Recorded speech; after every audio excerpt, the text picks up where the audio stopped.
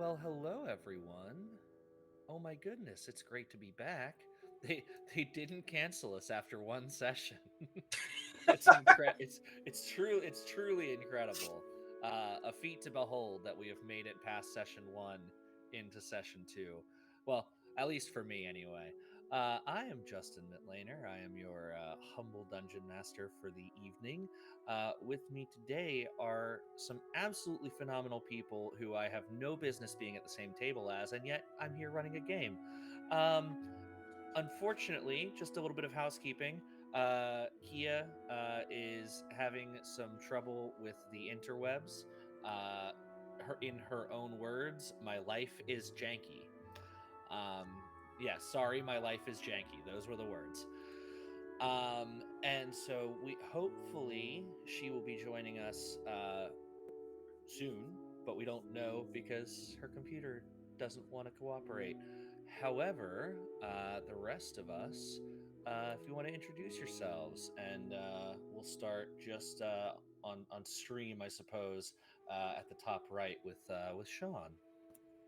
Hello, I'm Sean. And unlike Kia, I was allowed to return this week. I don't know. Um, Yeah, that I was just a was- cover story, and you already blew the cover story. We actually have fired Kia for absolutely no reason. Um, but didn't want to change the overlay, you know. Anyway, hey everyone, I'm Sean Banerjee. I do things in the TTRPG space. Mostly, I'm an editor and a producer of role playing games and such. You can find me most places at Sean Banerjee. And today I'll be playing Elzor, who is a Dampier and a fighter. That's it. All right. Moving around the horn, Susie. Hello. I am Susie underscore Checky, middle name underscore. I am playing the Tiefling Timeless, and our pronouns are both she, her. Wonderful. And Sydney. Hello, my name is Sydney Rubino. You can find me all over the internet at Sydney Rubino. I do a lot of stuff in the TTRPG scene. I'm also an actor slash model. I just do so much stuff, guys. Tonight I am super excited to be playing again Venmean Humplebumble, who is a dark, deep gnome rogue. There we go. No, she's just a dark soul, just like very heavy. Imagine like a goth kid with artistic tendencies. So I like every single goth kid you know. the minor change in the music right there as you started talking about her dark soul. That was chef's kiss. Yes. And both of our pronouns are she, her. Well, thank you so much. And we are back for episode 2 of our little four-shot adventure, The Sound of Darkness. Just a quick little shout out to um, quick little shout out to Pocket Bard, as all of the wonderful music you'll be hearing in the background will be from our friends at Pocket Bard. And Pocket Bard is a pretty new app.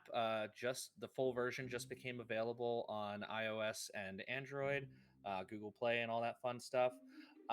There's a number of scenes. I think I've got 20 scenes or something like that. Yeah, and they're all different fantasy, sci-fi little locations.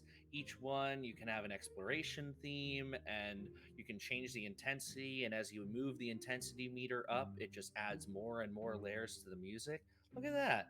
I can even let's see. Uh, there's Pocket Bard scenes. Um, there we go. We are currently in the village. Uh, yeah, whatever.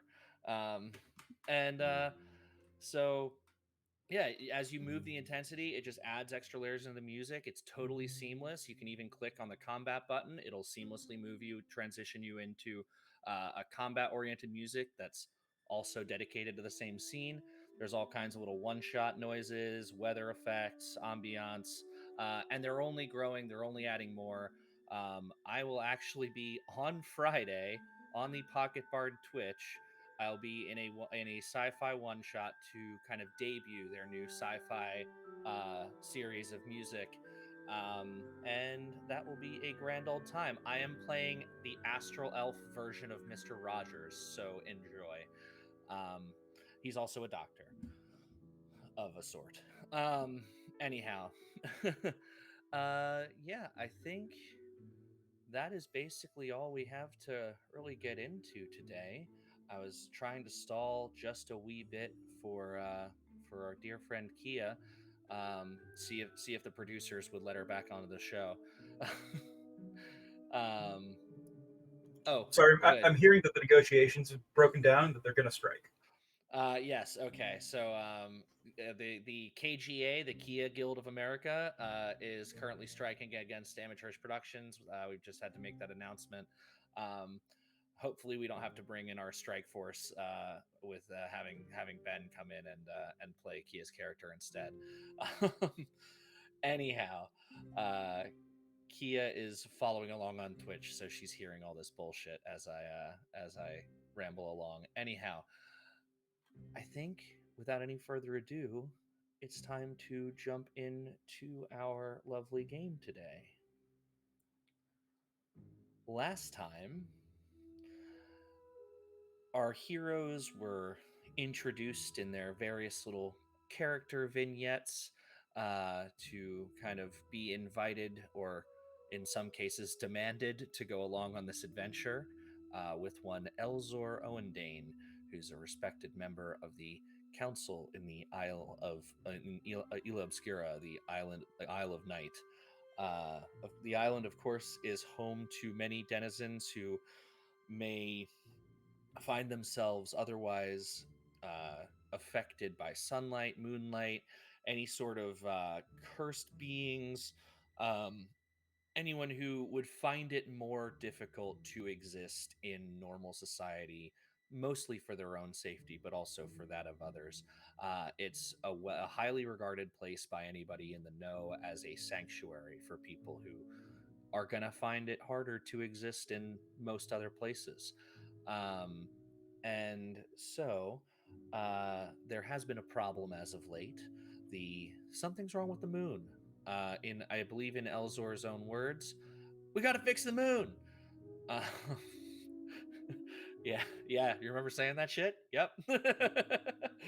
um, and leading out of this village that most of them hail from, uh, we were tracking down a husband who had gone after his wife, who was a werebear who had shifted unintentionally when the cycle of the moon was offset by some strange happenings going on, and did not come home.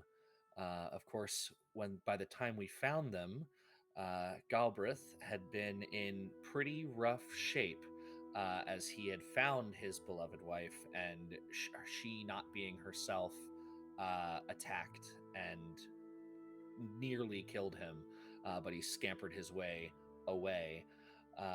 Then, of course, we fought the werebear, Goliath werebear, um, uh, and after a couple attempts at peaceful resolution, one Timeless, the town baker and former adventurer, uh, I believe, did 12d6 of Scorching Ray, and just absolutely nearly annihilated this poor Goliath werebear, Oops. but instead was able to stabilize them, heal them, and found that they were in a near state of death with or without their intervention. We ended the session as you gathered around what was initially going to be a small campsite and then became, as you remembered, you could cast the spell Liamon's Tiny Hut. And uh, we had decided that due to some certain weather and environmental conditions, uh, the party was going to continue east, knowing that there was a strange sort of abandoned former lighthouse tower kind of situation out on the coast near the sound. So you all have taken your long rest. I don't remember if I said that you actually got your long rest, but you did. So if you haven't done your long rest shenanigans wherever you're tracking your character, go ahead and do so now. Um, as oop, there we go. As you all come to, you gather around the embers of the fire from the evening. Uh, Gianna is trying her best to kind of start the fire back up, which comes at a certain cost because at now 4 levels of exhaustion, whatever she was doing to go and gather any sort of wood or any fuel for the fire would have been done at half speed and uh, at great effort to her from herself. Um, and so you see Gianna kind of exhausted, but her natural strength is shining through here as well, from just her overall stature, skill as a warrior, and uh, inborn kind of blood as a werebear. Are there any little morning scenes, any kind of morning rituals, any sort of things that any of you would like to see done in this little moment here?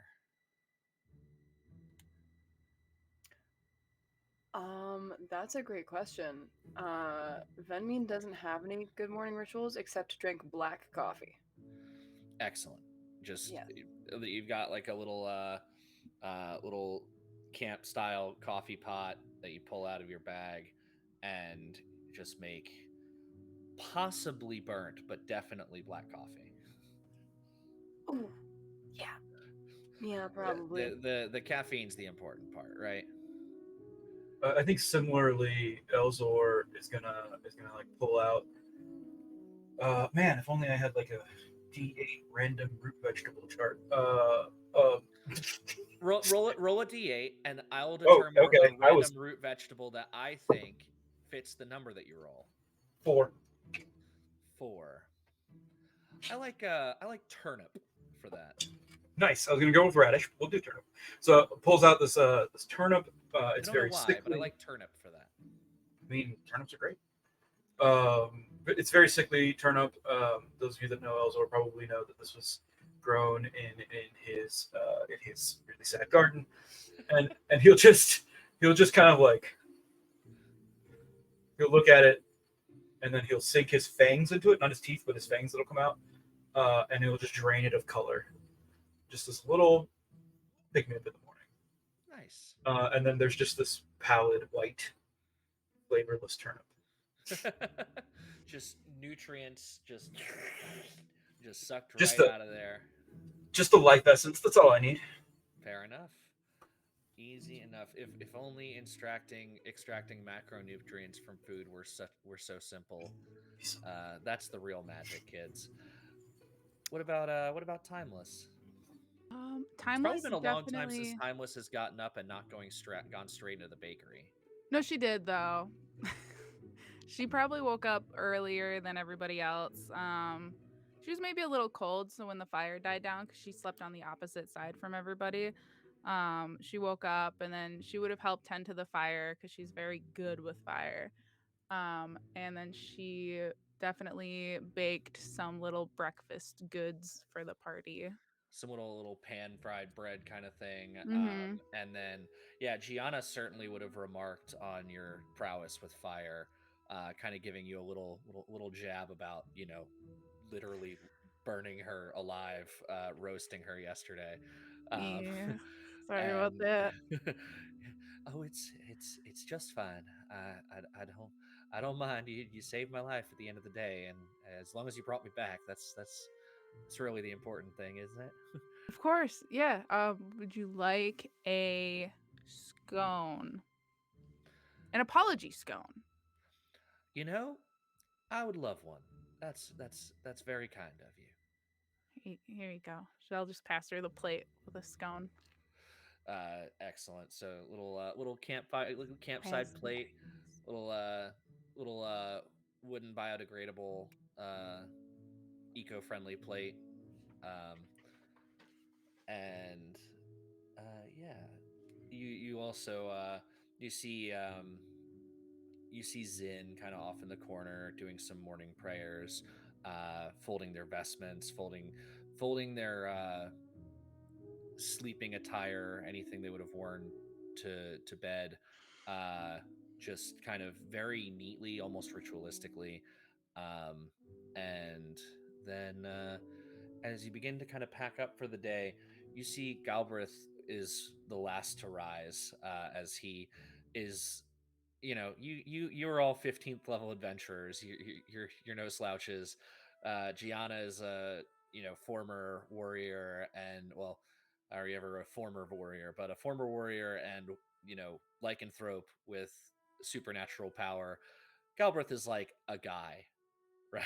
Right, like he's a dude, and he just loves it. He's a wife guy. He's yeah, that's his superpower. um and so he's definitely, despite Gianna's exhaustion, kind of worse for wear. And as they kind of talk amongst themselves, we're well, we're uh we're ready to go. I know you all have some other things to attend to. uh we'll be fine. Uh i i have it in me as long as she has it in her, and well, I think she can take care of us both. um and just kind of smiles, and they kind of lean into each other. It's adorable. It's the kind of like adorable that's really annoying when you're single. Like, just, yeah, just, oh god, you love to see it but you hate to see it. You know what I mean? Yep. um but anyway, so they kind of start to make their way away from the campsite, and that leaves the four of you to do as you will. The plan was to head east. If you recall, the rivers at low tide were even lower and strangely flowing in a direction they shouldn't be. The coastline seemed, low tide seemed to be worse in certain parts of the coastline than it was normally, and everything was kind of almost pushed to the east. As well as Zin had mentioned last week, that she had experienced a pulling sensation towards the east, and Gianna had confirmed the same feeling of when when she was transformed, having the same feeling of being pulled in the direction of the east. And someone's history check, because fuck if I can remember. I don't take notes. Um, someone's history check revealed that there was a kind of strange, old, decrepit tower that is in the direction of where all this stuff is happening. And it's kind of one of those places that just people don't bother with. They don't go. I swear to God, if there's a wicked witch to the east, I will Oh, never that's a forget great it. idea. I wish. I Quick, wish. write that down. Remember when I said I don't take notes? Hold on, let me take something down. Here, I'll write it in my handy dandy notebook. Uh, I remember I had one of those when I was a kid. Man, so this is, honest to God, my work checklist. I love Nice. that. That's so cute. um. Anyhow, uh, yeah. As you move forward, you move through this again very thick brush. Uh, I believe Timeless, you were able to communicate with, speak with plants previously, and kind of convince them to allow you through the forest. I see no reason that they would not continue to do so, especially when you just alleviated the issue of the rampaging werebear that had been going through and stomping on vegetation and breaking through trees and knocking things down. And, Yeah. so there's a little bit of gratitude here, if nothing else. And you just kind of hear these whispers of thank you, thank you, thank you, thank you, thank you, thank you, thank you. It's mildly unnerving, if not for the fact that you do this on a regular basis. Um,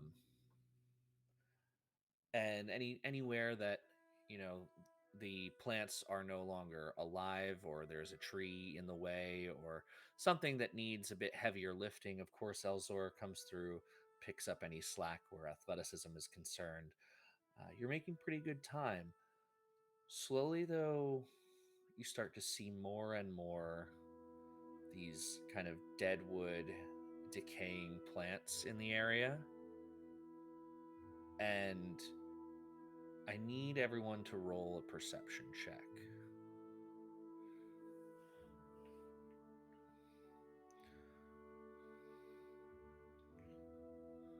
Elzor is so focused with a 2.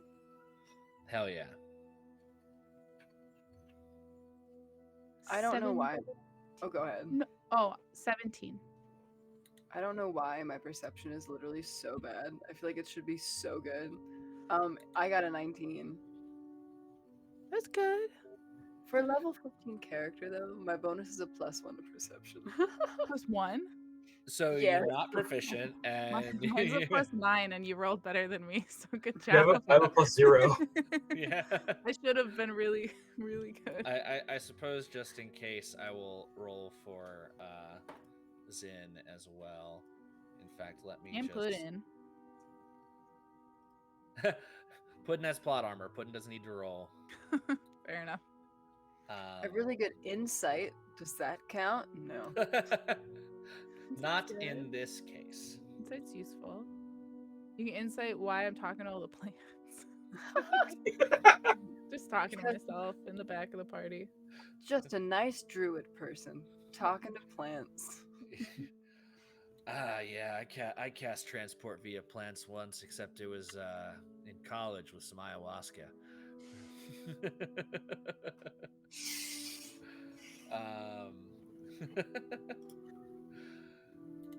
Okay. Let's see. Zin is just pulling up their character sheet there. Okay. 15, not too bad.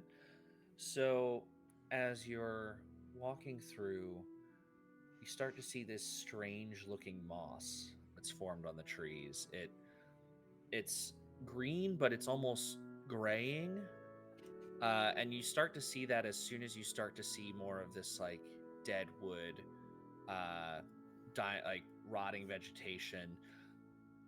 You notice the smell too. There is that kind of putrid, that like putrid might even be a little strong. I don't think it's at that degree yet, but there's kind of like, when lettuce starts to go bad and it's wilting a little bit in the container, and you open it up and there's just that smell where you know that you don't want to mess with it anymore.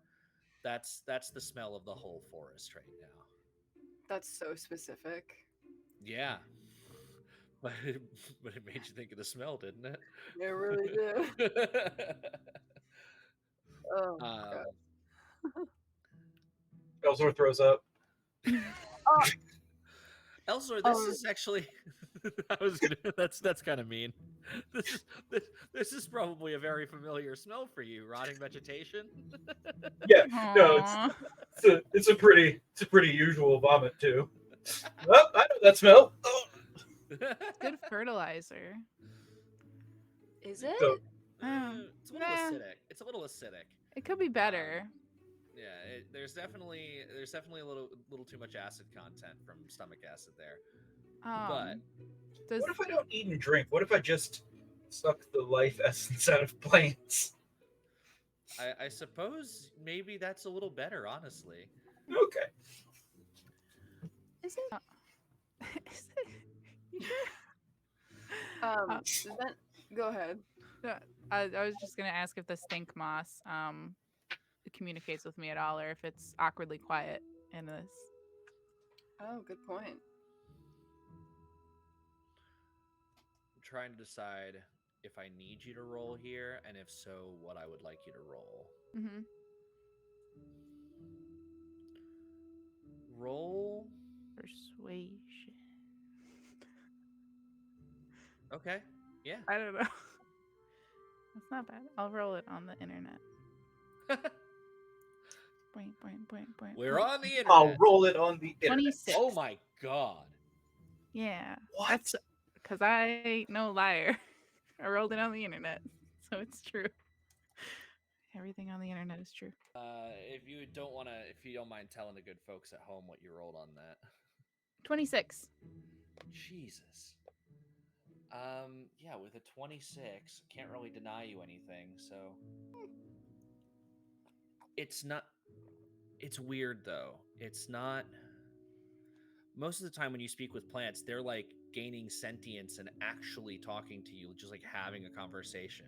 And a lot of times they're a little spaced out. They don't really know what's going on. You talk to a blade of grass, it knows exactly where it's been for as long as it's been alive, and it doesn't know much of anything else unless another blade of grass talked about something else. So it's kind of hard to tell. With this moss, you get these more, it's almost like a kind of ominous whispering sound. Mm-mm. And it's pocket bard, everybody. I saw that Mhm. face. um it's it's definitely unnerving and definitely ominous. But it doesn't feel like it's threatening you. It just feels older than this forest should be. Mm. It feels like there's something off here. Okay. Try not to puke on the moss, please.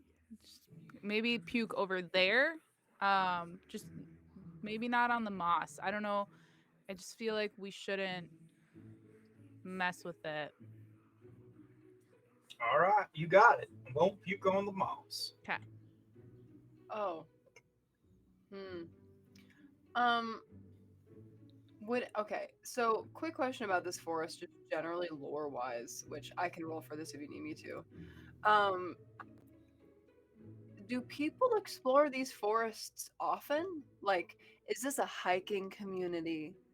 Or does nobody ever come out here? Literally ever. It's very much a hiking community. This is not the part of the forest that people venture into often. You'll recall, so the village outside where most of you live is set up in such a way that it is at the base of this large kind of looming mountain, um, and is actually, you can see that mountain in the background of our stream overlay, with the kind of the town winding down away from it.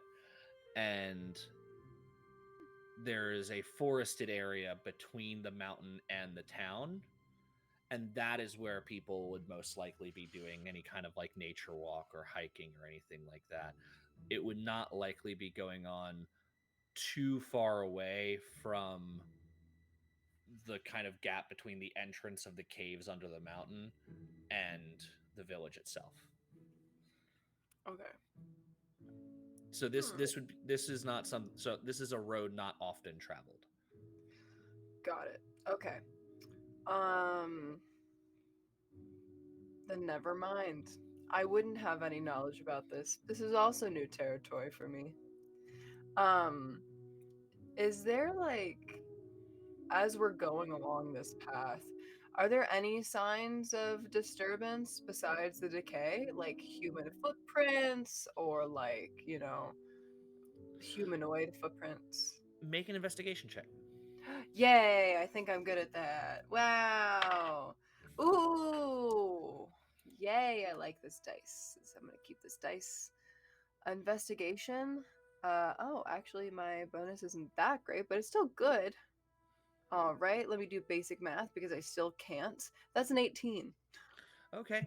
On an 18, you're looking around and you're seeing, obviously the prints behind you are all yours. There's no other kind of markings from where you came, so it's unlikely that anyone came this direction from the direction you came from. Looking around at the forest floor, there is mud here, so you would think some tracks would be pretty well preserved.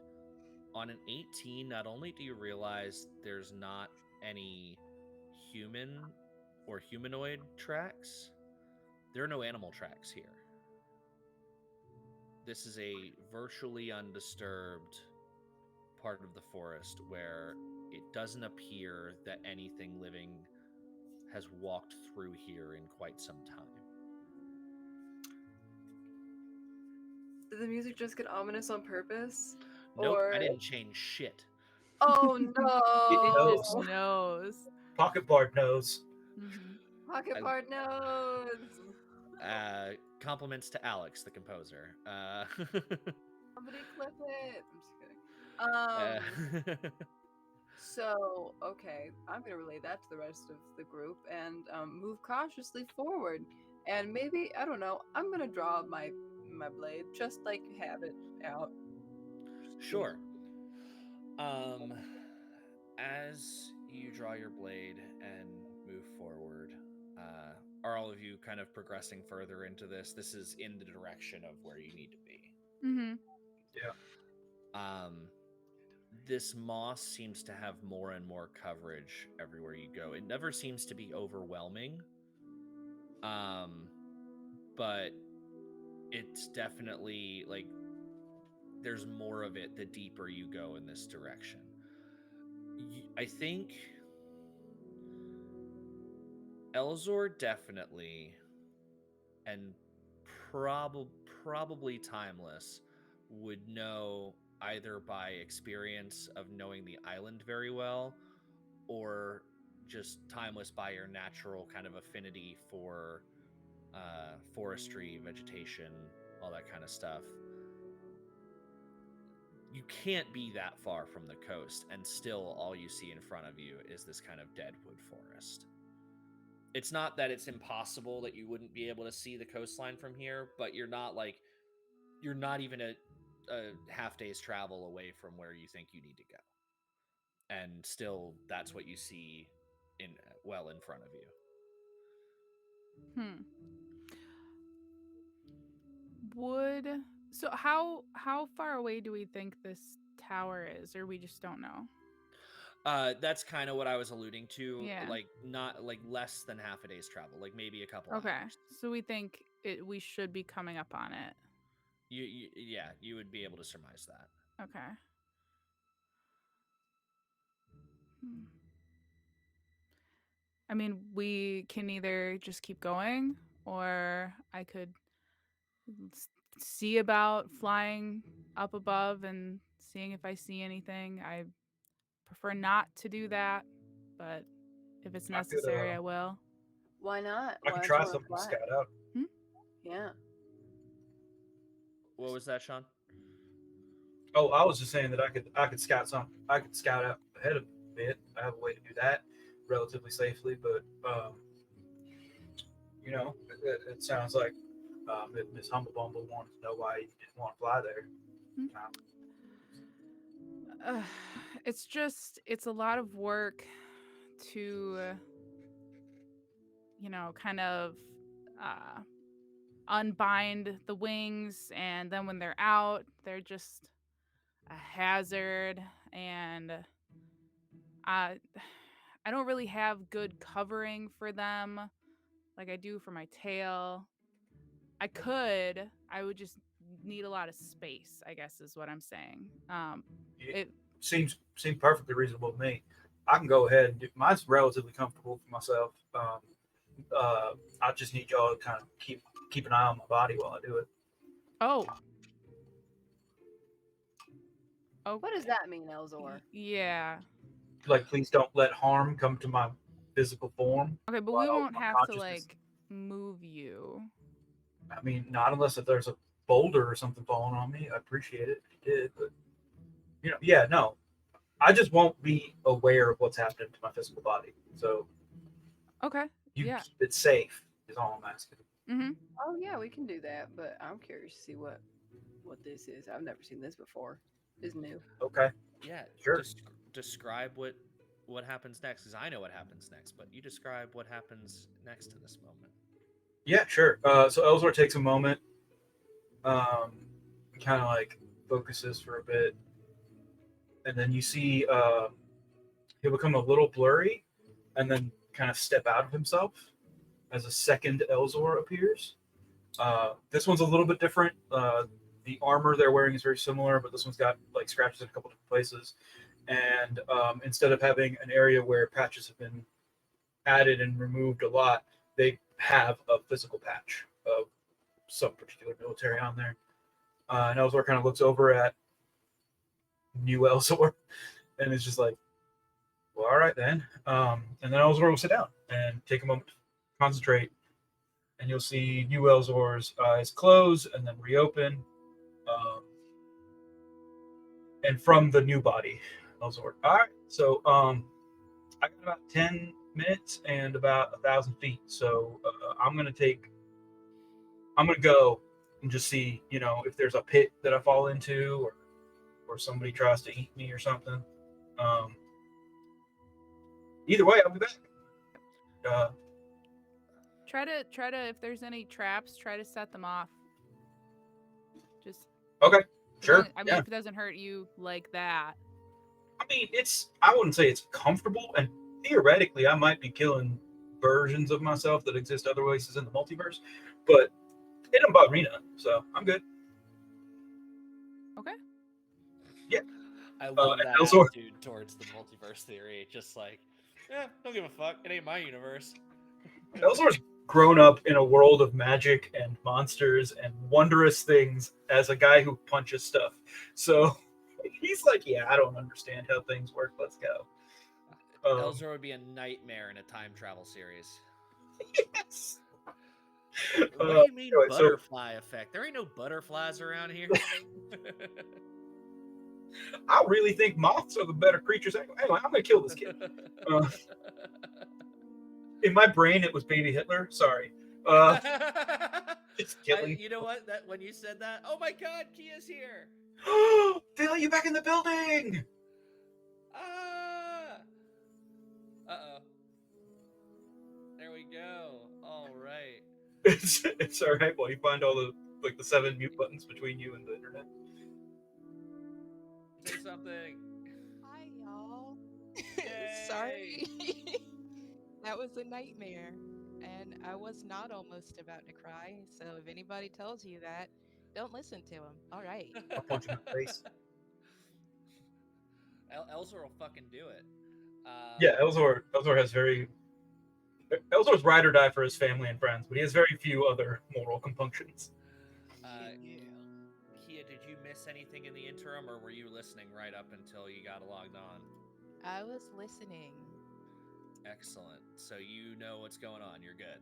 Elzor has Yes. just let his echo out, let their echo out, and is about to And kind of. moths are better than butterflies. And moths are better than butterflies, yeah, and any of their various effects. Reindeer are better than people. Um, Probably true. Elzor, don't you think that's 100% true? subjective truth. Anyhow. So I'm Elzor. Elzor's duplicate. His Echo Elzor is going to just walk forward into danger. See if I set off any traps. Yeah, make an investigation check through New Elzor through hmm New Elzor. Elzorka Oh, that's a Echozor natural one. Echozor. There we go. Echo Zor. There we go. Echozor. Thank you. Echozor sounds like something from like Mighty Morphin Power Rangers, to be honest with you. You know what? My brain also went Elcor, and I'm like, no, those are the people from Mass Effect. Excellent. Never. Anyway. But that's a natural 1 on my roll, plus 1 for a 2.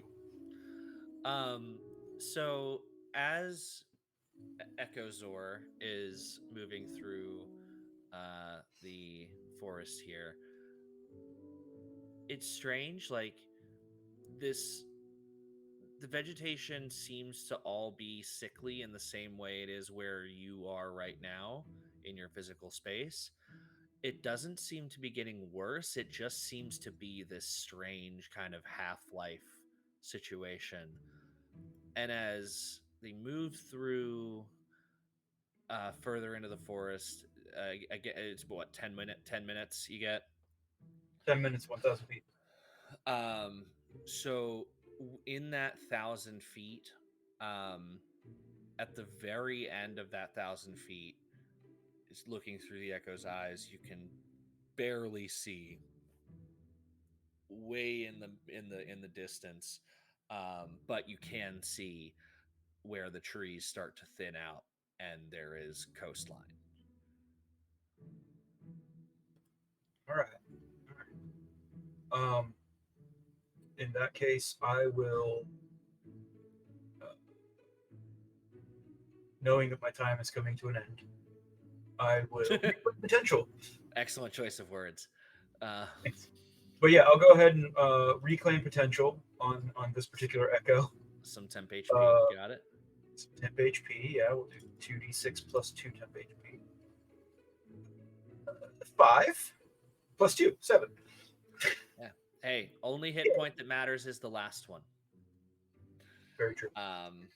Words to live But by. I'll snap back into myself. Open my eyes. Have they done any? Like, have they drawn? No, I wouldn't know if they drew a mustache on my face. I don't know. Let me ask you this: has the rest of the party done anything to Elzor as Echozor was wandering away? Have you taken a little permanent quill, permanent marker to his face? Anything like that? I I feel definitely. like Zen would put pudding on him, let him get a nice little warm nap in there. Aww. Cuddle buddies. Excellent. I definitely stole some stuff.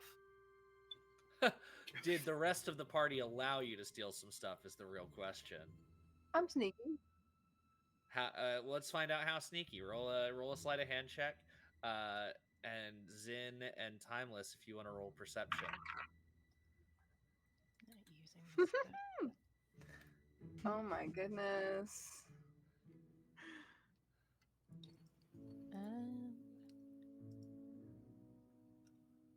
That's going to be an 18.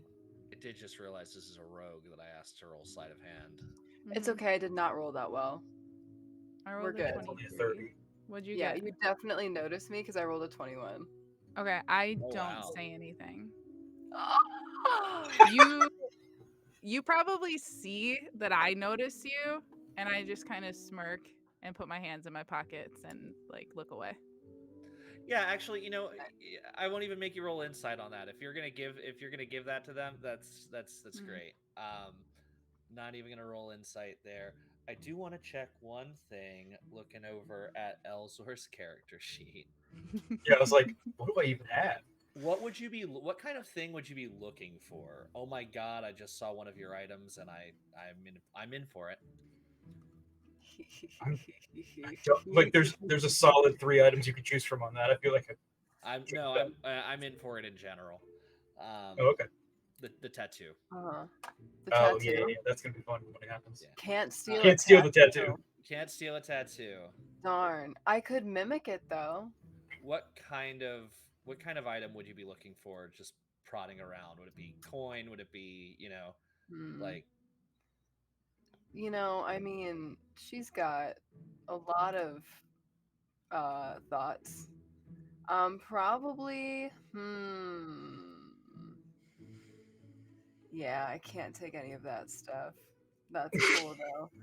Did you just go over to their character sheet? I did go over to their character sheet to take a look. Yeah, it's the best part about did. being in a shared campaign. Yeah, it's like what about the dagger? What if the dagger just kind of slides out of there? Sure, I'll take the dagger. You've got 2 hand axes. Sure, yeah, I don't know. It's fighter starting equipment. They have 2 hands.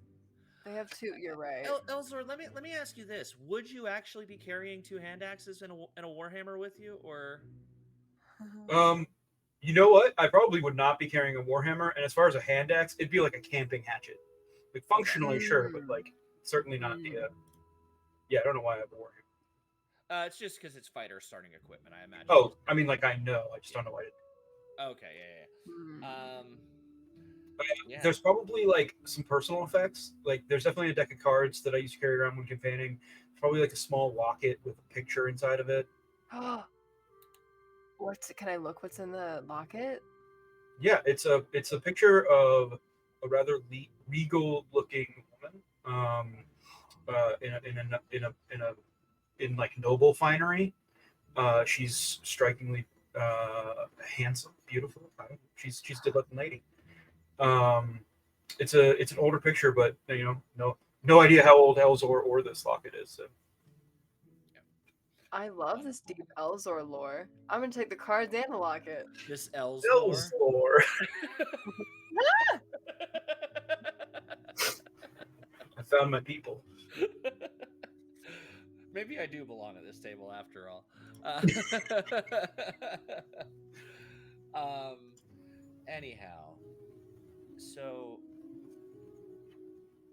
you've seen what's in this locket. You've got this dagger. You can tuck it Nah, away, dude.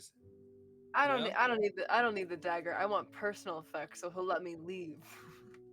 There you go. Ah, So you've got the locket. You got to lock it down. And oh, so there's also the signed pardon, but it's for somebody else. The signed pardon? It's for Yeah, but someone else? it's for somebody else. Yeah. Why? that's hilarious. Who's it for? Do I know them? It's actually for Galbraith. I meant to give it to him and I forgot. Damn it. What did Golly need a pardon for? Oh, he reckless reckless cart driving under the influence. Hold up, though. Give me you wait. Don't tell me you I don't have know a why I pardon had it in there, because I am gonna actually steal it for later. And you want to know why? Justin because knows you can why. forge things. Oh, I know why. I said what I said. I said what I said. So yeah. Go ahead, put it in your little additional items in your inventory that there's a pardon addressed to somebody else. Um, Fantastic. I love this for me. Sorry, continue, please. I love it for you, and I especially love that it's just going to make things harder for Justin. So I don't think it's gonna make anything harder for me. I think it's gonna make things more fun. Um, but anyhow, uh, you have Echozor has just faded out. You've just explained what you see ahead. Do you leave anything out? I mean, there wasn't much to leave out on a nat one. No, I don't leave anything out. I'll offer to do it again more recklessly if people want to wait another 10 minutes. Like I'll just run for straight 10 minutes. See Now, what happens. now, think of it this way: Elzor would not know that Sean rolled a nat one, right? So Oh yeah, no. In Elzor's mind, they've done this well, and they know. Sean forgot. Sean rolled in that one. Mm, perfect, Sean, perfect. Um, Anyhow, with that information, do y'all do anything in particular? Or are we just moving forward, or I think we should I just will. move forward, to be honest, but that's just me. What do y'all think? I I'll agree. defer to the expertise of the people who spend more time in nature than I do. well, you've got a warden of the forest who just said they agree, and a druid who seems to be agreeing. So, sounds like Wait, we're moving forward. Go ahead. is there any point in doing a detect evil and good? Hmm. There's never not a point in doing it. I want to do that. Go ahead and do that. Um, do you want to do that, or do you want to do divine sense? Because that's Oh. technically the same thing, but also a different thing. Or is no divine sense is paladin, isn't it? Hold on, Mm, hold on. I don't see it on my list. It'd be in your features. Um, Oh, let me no, okay, that's a paladin thing. I'm silly. look. Copy. Um, go ahead with your detect evil and good. Um, Okay. Celestial, elemental, fey, fiend, or undead, aberration. This is interesting. Does it give you like a definitive like yes or no, or does it give you like you know who's what? Because wouldn't I, maybe some of us set that off? Or no? yeah, so you do that, and g- I think in this moment, Elzor, it has a slight, like a faint undead glow to them, but I think you would know that. I don't think that would come as a surprise to you. I Um, saw the turnip. and It's all turnips. you saw the turnip, perfect. Um, and Timeless would have a again very faint fiendish presence as well. Um, but again, I think you would just gather that by what they look like, right? Like, she's a Yeah. tiefling. um, so I think, and I, hmm,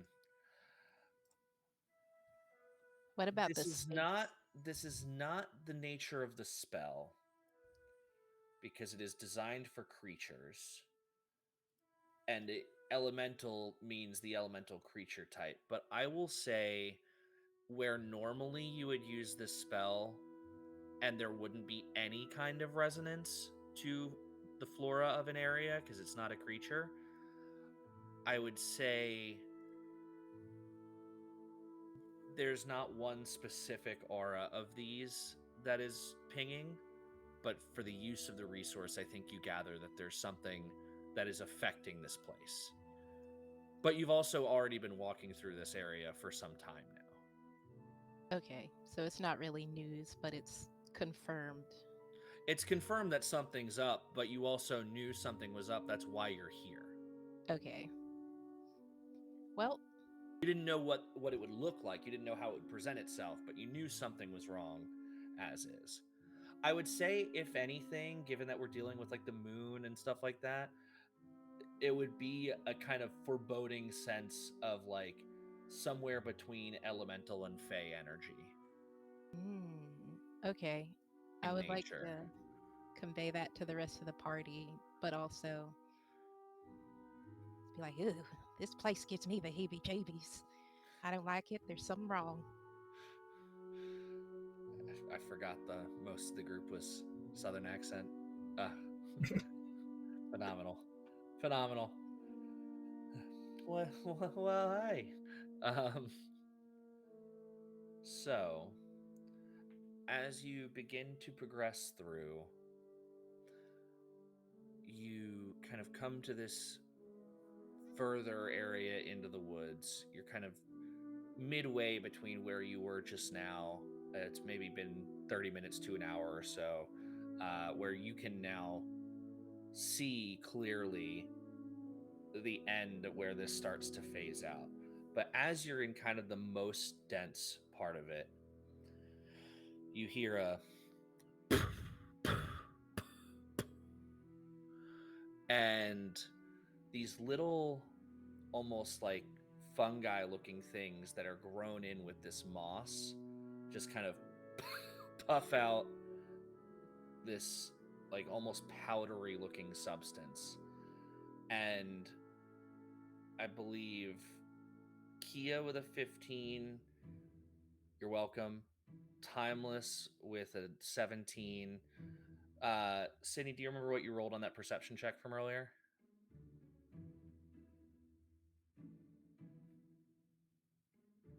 Muted. Rats, 18 or 19. Okay. So everyone but Elzor, because I believe you rolled a 2. It was a 19, I remember. Yeah. So you all three, I need you to roll Constitution saves with that are flat rolls. Elzor, I need yours with disadvantage. Constitution saving throw. I rolled an 8 in the die face. Well, that doesn't Uh, necessarily mean anything. 17. 16 over here. Okay. 9. So Venmean, you suddenly kind of dissociate for a moment, and you're sent back into the past, back into a memory. and you feel yourself present. You are painting a beautiful picture of what I would like you to describe. The picture is a self-portrait of Venmin going on an adventure, and this is like an ode to herself as like her last adventure. She's standing out in some craggly rocks, looking out into the distance, and in the very far beyond all these trees, you see the glowing lights of a circus. And past that, even, oh no, Kia. She'll come back. I have faith. Okay. Yes, have faith in our cleric.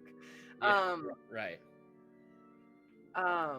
You see past that the setting sun, as it is dusk in this painting, and she's kind of fine-tuning the details of this. Excellent. As you are painting, you are roughly 18, 19, kind of late teenager at this point. Your family has been trying to get you to, get your head out of the clouds and, marry you into kind of this uh, faith that they have been a part of. And kind of they have you marrying into the church, and your mother comes into the room again with the damn painting. I we You got to get ready. You're getting married in like an hour. What the hell is wrong with you? It's Light literally. above. Listen, okay.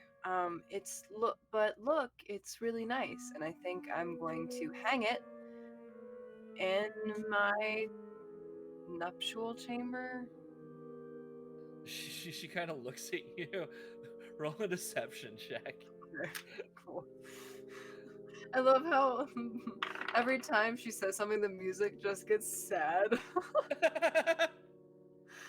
Deception, you said? Mama rolled pretty good on insight, so Oh crap! I rolled real not great. I mean, not real not great. I have a 19. I could have gotten better. um with a +2, she also rolled a 19. No. So I think we're just gonna do a d20 roll off and nothing else. So Okay. just roll a d20 for me. That's cocked. Okay. I, that's a 2. I'm not joking. What did you roll? What is that? A 1? No freaking way. So mom kind of looks at you funny for a minute and then just dismisses it. She's like, whatever you do, I don't care where you hang the damn thing. Just get ready. Uh, we're goddamn God fearing people. God damn it. Um, and so as she kind of storms away, a minute goes by. You have a moment to kind of collect yourself. Um, do you start preparing in any way for anything? I try and think of ways that I can possibly get out of this. Okay. As you're thinking, you get a knock at your door. Polite, soft knock. I go to open it. You go to open it, and your father is there, and he's kind of got his head hung low a little bit. Seems like, I mean, you don't need to be the most insightful person alive to know that he just heard everything that was said, kind of back and forth, the shouting match, the dismissal of your artwork, blah blah blah blah blah. Listen, sweetheart, I your mother means well. I'm sorry she raised her voice with you. That's not that wasn't fair. I know we're asking a lot of you, but it's for the best. We want what's best for you, and well, that adventure in life you talk about. I mean, it's not a good life. you have a good life here. You've always been the one that's kind of stood up for me, Pops, and I really appreciate that, but you still never really got me. And I know you think what you're doing is real nice and all, and you want me to be okay with it, but I need you to know if I go through with this, I'm never gonna be okay.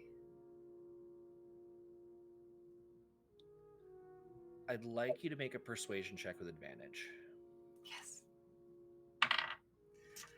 Advantage. Okay, alright. Okay.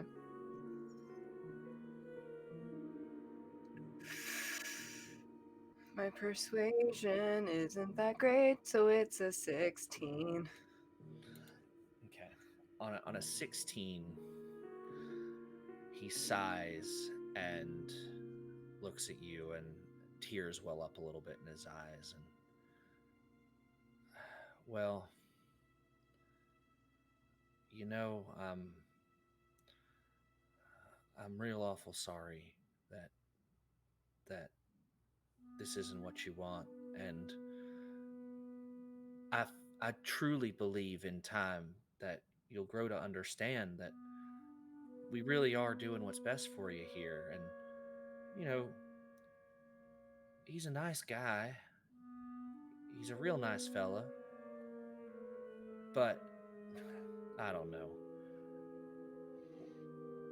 Oh, can you get ready and come out and see us? And well, maybe maybe when you're on your way, you can stop and take a look at this. And he holds out, or he doesn't even hold it out to you. He places on your dresser by the door a small pamphlet and walks away.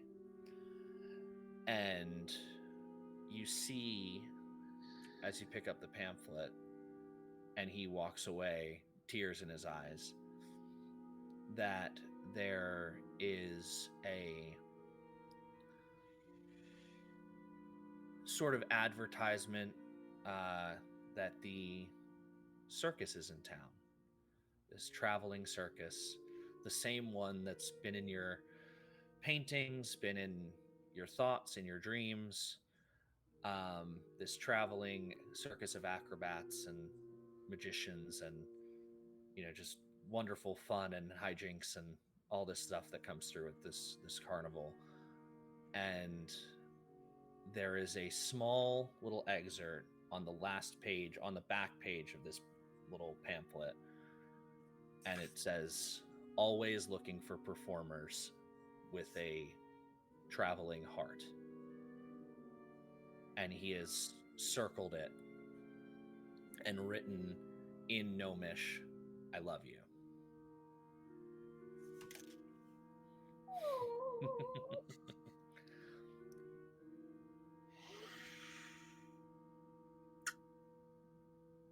And we pull away. Remind me what you rolled on that Constitution save? I can't remember. It wasn't great. I think it was a 2. It was not great. It was pretty bad. It was below a 10 for sure. In this moment, in this incredibly upsetting and sad moment, you are going to take 18 points of psychic damage. As this ripples through your mind, this kind of shockwave of reliving that memory when you were essentially set free, mentally speaking, by your father, who at great pain to himself gave you an avenue to escape a fate you did not want. Emotional damage. Uncle Roger. Um, yeah, you see your Uncle Roger on the way out. He's making egg fried rice. Damn. That's the one thing I was looking forward to at this wedding. Was the egg fried rice at the reception. made with MSG, key ingredient. um, So good. and we return to this scene in the forest. Zin. Ruh-roh.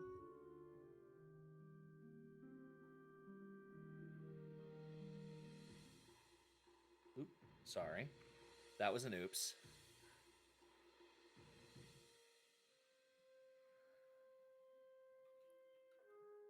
You also fall back into this memory. And you are even younger. You are 11 years old. You've been working in the temple for some time now. You're always a little bit behind when it came to properly learning and finishing any duties you were given. What does that kind of look like as you're going around, kind of fumbling around with your responsibilities? Um, it's been a lot of like Here it's been. missing spots cleaning. Oh no, don't start that. A lot of like kind of haphazard cleaning that ends up basically as messy as it was before, but just in different ways, just kind of pushing the mess around.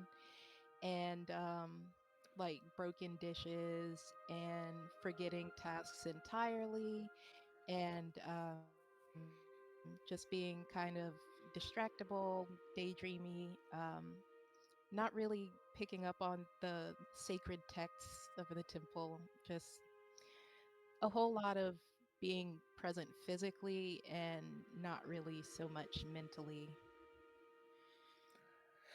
And that's been the case for some time, but recently you made a friend, uh little bit, a orphaned deep gnome girl about your age, and it's LB's birthday today, and you are kind of flashing forward a little bit, deep in the woods, deeper in the woods than you normally go. It is incredibly late, but you're looking for a flower, a specific flower, Little Bit's favorite flower. What does that look like? What is that? What is the flower that you're looking for? So, um, it's kind of a dewy, glowing white flower, like a moonflower, um, something that blooms at night or in the evening, and that is just very difficult to locate other than this one particular section of forest. Beautiful. And go ahead and roll an investigation check for me. Oh no. Okay, hang on.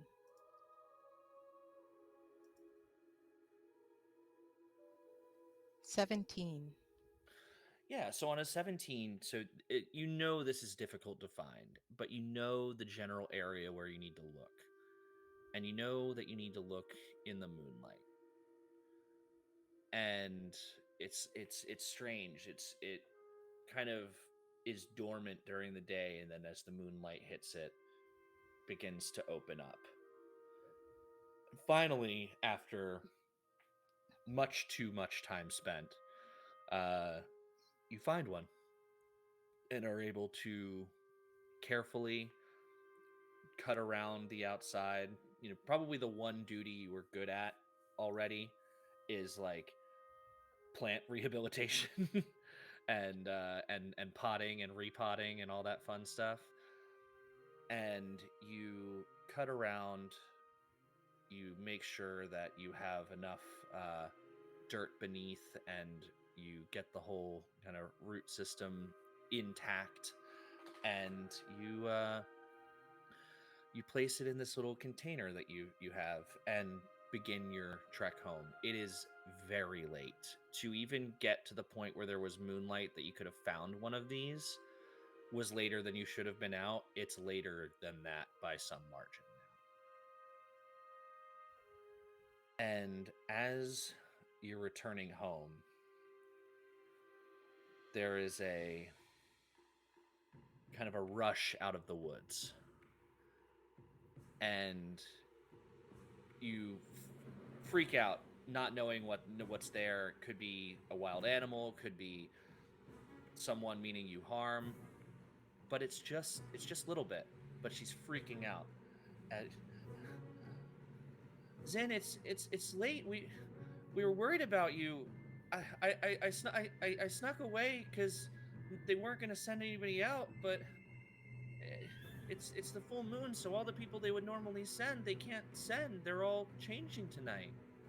But I came for you. I came to find you. Well, I mean, I don't shift yet, so I just figured I'd go and get you a little birthday present. Happy birthday, And bestie.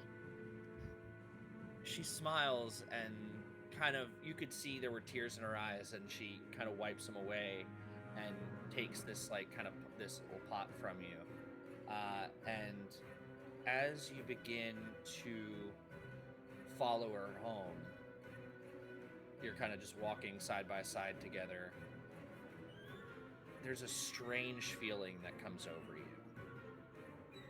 and you look down at your hands, at your arms, and you look up and see, beaming as bright as possible, brighter than you've ever seen it before, is the light of the full moon.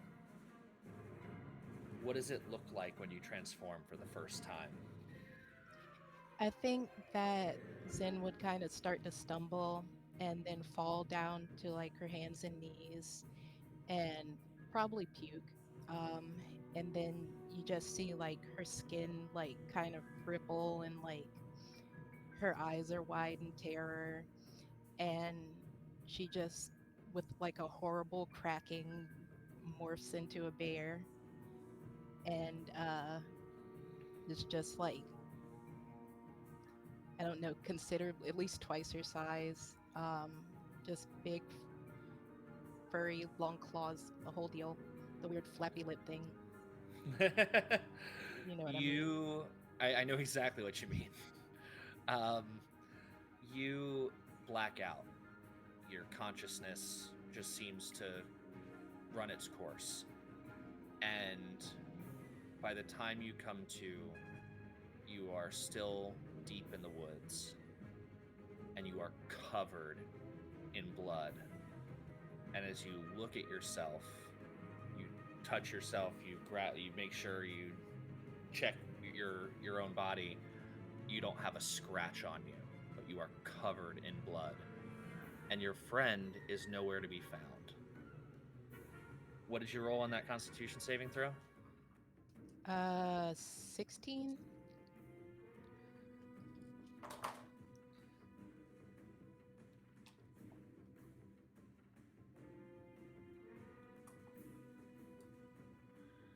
You take 18 half to 9 points of psychic damage, Okay, I can live with that. and you come back. Oh, my heart.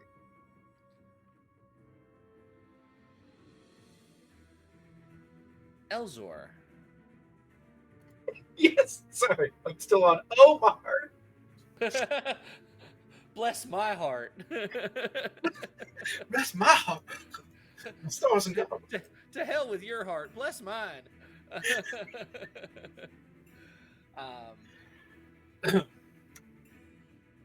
You are at the climax of a routine adventure. Your grandmother was ill. You needed a special herb from the top of a nearby mountain. You are in this pitched combat with this giant creature. This is a massive frost giant who stumbled upon you as you were searching for this herb at the top of the mountain.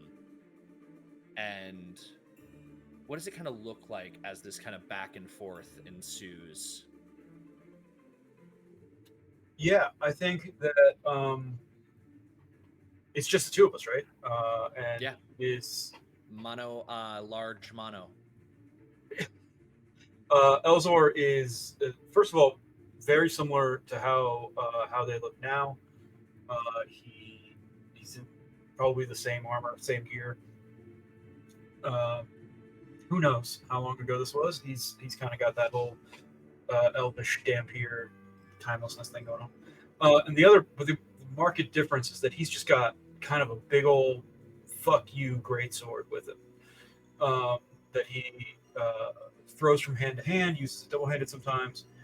Um, and he's summoning his echo and then switching, teleporting with it, and like flying around, trying to cut up this giant uh, action surges and all of that jazz. So as you almost a little bit desperately, like this one-on-one fight here is not generally speaking in your favor as your standard mortal adventurer, but you're different. You've got the power of this echo. You're never really alone when you fight. What does it look like as you finish off this fight? Sure, yeah. I mean, I don't think Elzor has for this like a big finisher or anything. There's no big dramatic moment. There's just, he lands in the snow, turns to face this giant, takes his great sword in both hands, and the giant, you know, sways a little bit and falls over, succumbing to death by, I don't know, several dozen cuts that Elzor's given him over however long this combat's lasted. And he gives So it a second, he makes sure he gets his double tap in, and then he kind of just collapses down to one knee to take a breath. yeah. So you kind of you we see as these cuts are made one after another, just slash slash, and then finally this creature, this giant, falls to its knees and then slumps over to one side. You almost think for a moment that it's going to fall down on top of you and potentially crush you, but then it slumps over to one side. Right. As you breathe slowly, we cut to you returning home. And you've just returned home. And your grandmother, who has been ill, you begin your treatment.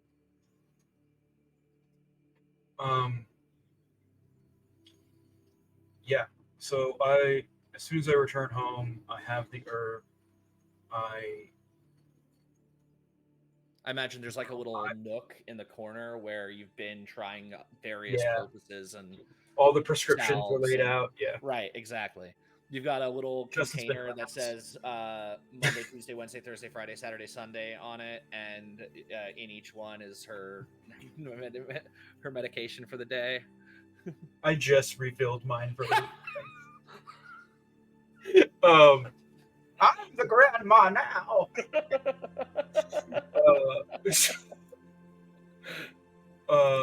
I yes. So I'll go over there and I'll start whatever preparation for this medicine is.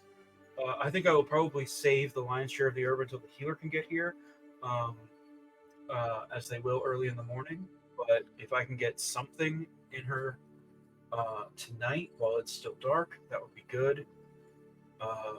Because vampires are their strongest at night. And whatever this disease that this vampire lady has, that my vampire grandmother has, is obviously wasting away. So I will do my best to try to make a poultice. Try to make a thing that she ingests for her. Wonderful. So you are able to accomplish this. You make a small, you're a fighter by nature. You're not a healer, but you've been an adventurer for a long time. You've been in combat many times. You've had to kind of field dress your own wounds before. You're no stranger to something like this. And as you finish creating this, it takes some time. It takes about an hour to get it to the right consistency, to make sure that you're using the smallest amount of this that you can that you're sure will be effective. And you kind of feed this in a way, kind of pouring it over her mouth. to your alien grandmother, who weakly ingests it. And I think my hands are shaking. Like I don't know that I've rested. I think I've just probably on like 3 or 4 levels of exhaustion at this point. Um, just kind of trying to be as gentle as I can with her. and in that exhaustion, you go back towards the window. You have these kind of blackout curtains over the window. Um, you go to remove your sword, and she makes a sound. She coughs, or maybe almost like chokes a little bit on the medicine running down. And as you spin, you hear a as you I think slice a section of this curtain away. Go ahead. I think I think when she makes that sound, there's something about it that triggers a memory that uh and I and while spinning I try to draw my sword. There's something about it that makes me think that somebody's under attack, and obviously slice that curtain instead of And behind me. as this curtain, as you hear it slice and feel it fall away, you also feel on your back the first hint of sunlight coming over the mountain in the morning. And as the sunlight breaches through the window, you hear a scream as you look back. And moments, your grandmother has gone from a living vampire to dust on the bed. Remind me what you rolled for that save. Oh, like 9. 11, 15, Yeah, con save was a 9. 18. Um, Go ahead. I just move over to her, kind of collapse. I think that's it. Just silhouetted by the sunrise behind me.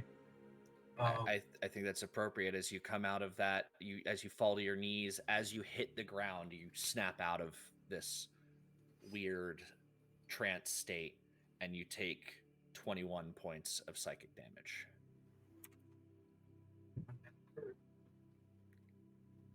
How's it going, Timeless? She's good. She's just sitting. You are deep in a forest not dissimilar to this one. You have been hunting this massive ancient green dragon with your adventuring party for some time now. And you are in this epic battle as you trade blows, you cast spells, your allies slash and shoot and, dodge and cast and all do it all over again. And this Drake keeps regaining their poisonous breath weapon and puffing out these poisonous gaseous clouds that you do your best to avoid. What does it look like? What is Timeless's role in this battle? What are you doing in this moment? Timeless, for the most part, has been hanging back, slinging spells, kind of staying out of the way of her comrades. So she has barbarian, half orc, very strong, very 5 feet away type fighter. She also travels with a centaur monk, very close up fighter, very strong. So she's in the rear. She's slinging spells, maybe sending her fire spirit after to help. But she's kind of staying back a little while her friends Gur and Laws take up most of the fight, most of the physical fight. You are nearing a point where this will become a battle of attrition. And in this moment, you see Gur slashed by a claw, and the dragon makes this gust of wind and forces them back. And as they're forced back into you, your hands uncovered because of essentially being rotted away in this fight by the breath weapon and various other conditions. You cannot help but put your hands up to defend yourself, and as you touch them, they begin to turn to stone. And before you have a chance to do anything, to say anything, to fix anything, to so much as try to get out the component to cast Greater Restoration, the tail attack comes next and slams straight through, shattering Gur into pieces, to chunks of stone.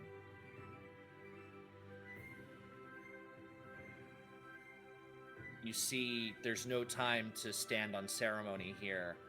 Laz is exchanging blow after blow at this dragon, and as this horrible raking claw slashes across their torso and the base of their throat, you see they are also in mid-swing and slash down in a very similar location on this dragon as a clean cut is slashed across the throat of this dragon, who goes into its death throes, and Laz and the dragon both collapse on the ground several feet away from you.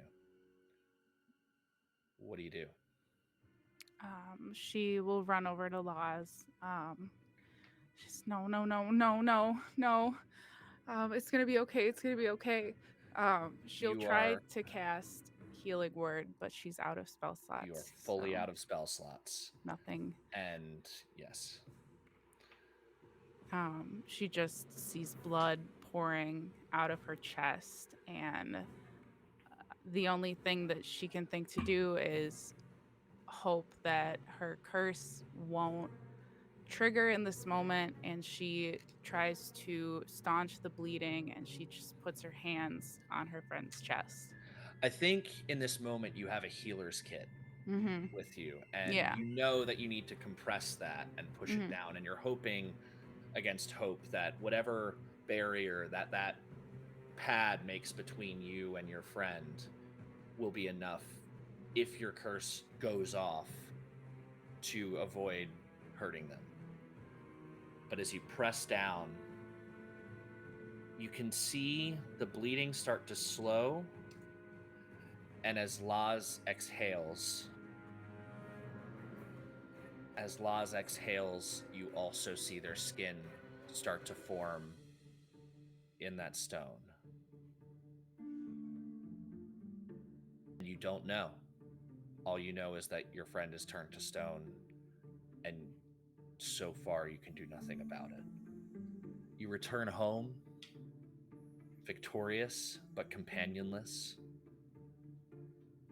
After a couple of days, you visit a temple, you visit anything you can think of to see about any help for your curse, and you are finally pointed in the direction of Ila Obscura, the Isle of Night, where your curse has never been more at bay, but even now is threatened. And as you think back to that moment where both of your friends turned to stone at your hand and died by the hand of the dragon, remind me how you rolled on that con save? I want to say it was 17 or 19. I'm not sure. In either case, that's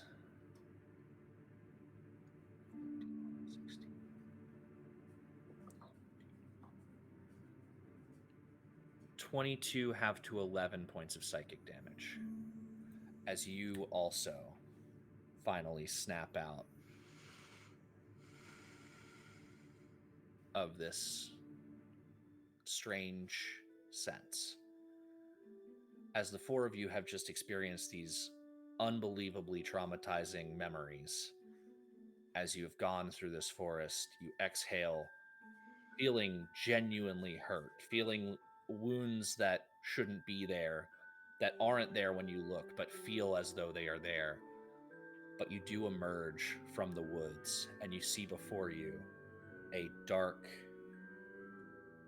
crumbling tower. And you hear, emanating from the tower, thum, thum, thum.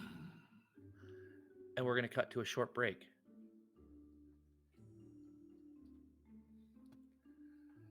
If, yeah, Ben, if you want to Just take us.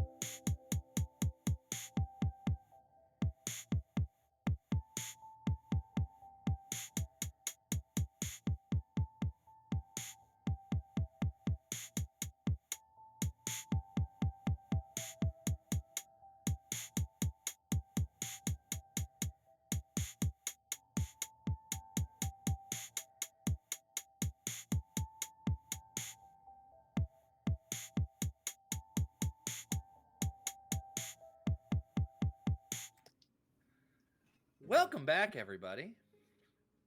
Uh, hope you're all okay. We're all okay, or at least I've been told we're all okay. So if anybody's lying to me, just kidding. And we are coming back to session 2 of A Sound of Darkness, and our party, after a extremely stressful and traumatic journey through this dead part of the woods, has come to the base of this partially ruined but still tall standing lighthouse tower, what have you. And there we go. And are looking up, seeing this again tower. There are no windows until the very top, and there seem to be like these kind of stained glass windows that go around the top. Um, one appears to be broken, and in where the break is, you kind of see just this pitch black. But you hear this thrumming sound, this thum, thum, thum, kind of pulsing from this space. And Zin, without rolling anything, you feel that pull that you felt on the last full moon, and when you partially like kind of lost control for a minute and quickly clambered back. You feel that same kind of pull, but you don't feel you're any risk of just transforming. You just feel this pull. And as all of you look upon this scene, what to do?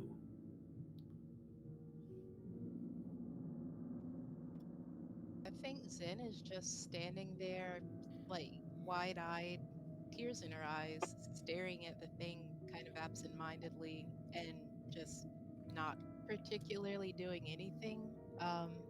She's kind of processing the pull into there and eventually looks up and just mutters, "This is it."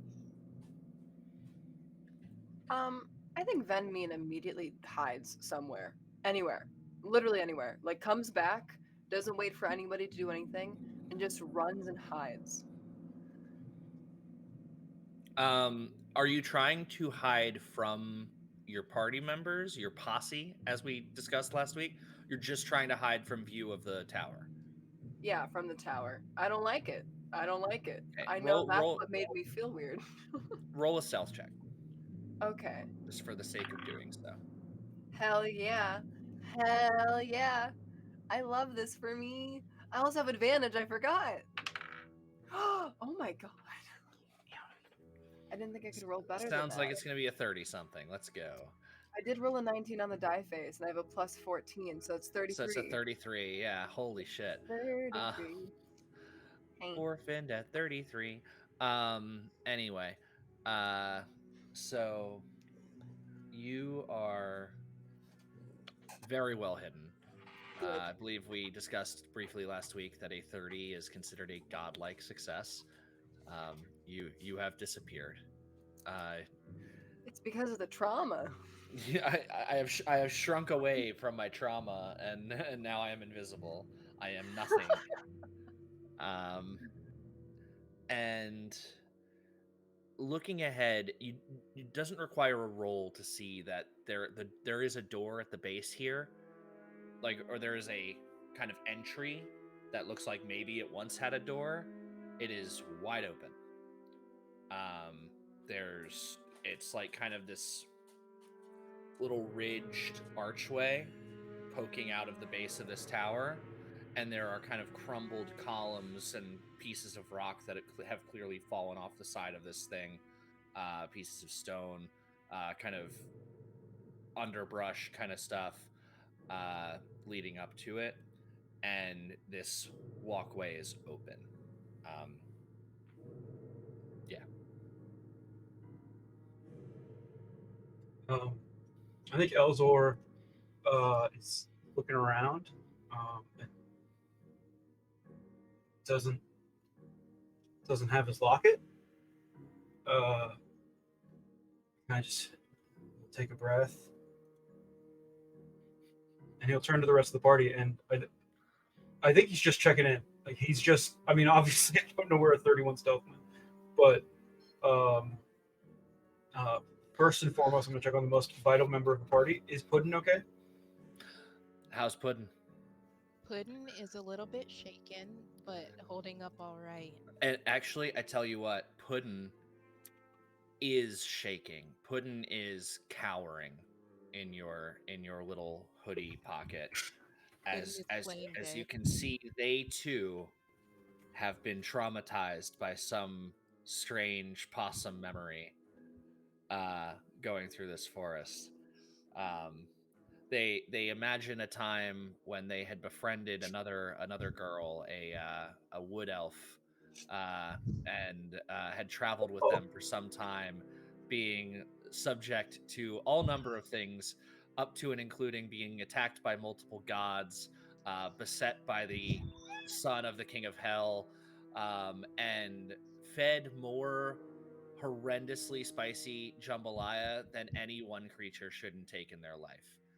um and yeah, they I'm guys, I'm literally wearing the shirt. I can't I can't not reference.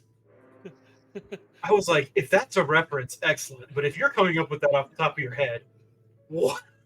No, Even more What a epic. rich life. I'm literally wearing the NADPOD live shirt. So See it now. um anyhow, this poor possum remembers his life the with Moonshine Simon of NADPOD. Uh, but anyway, um, no, the possum is fine. Um,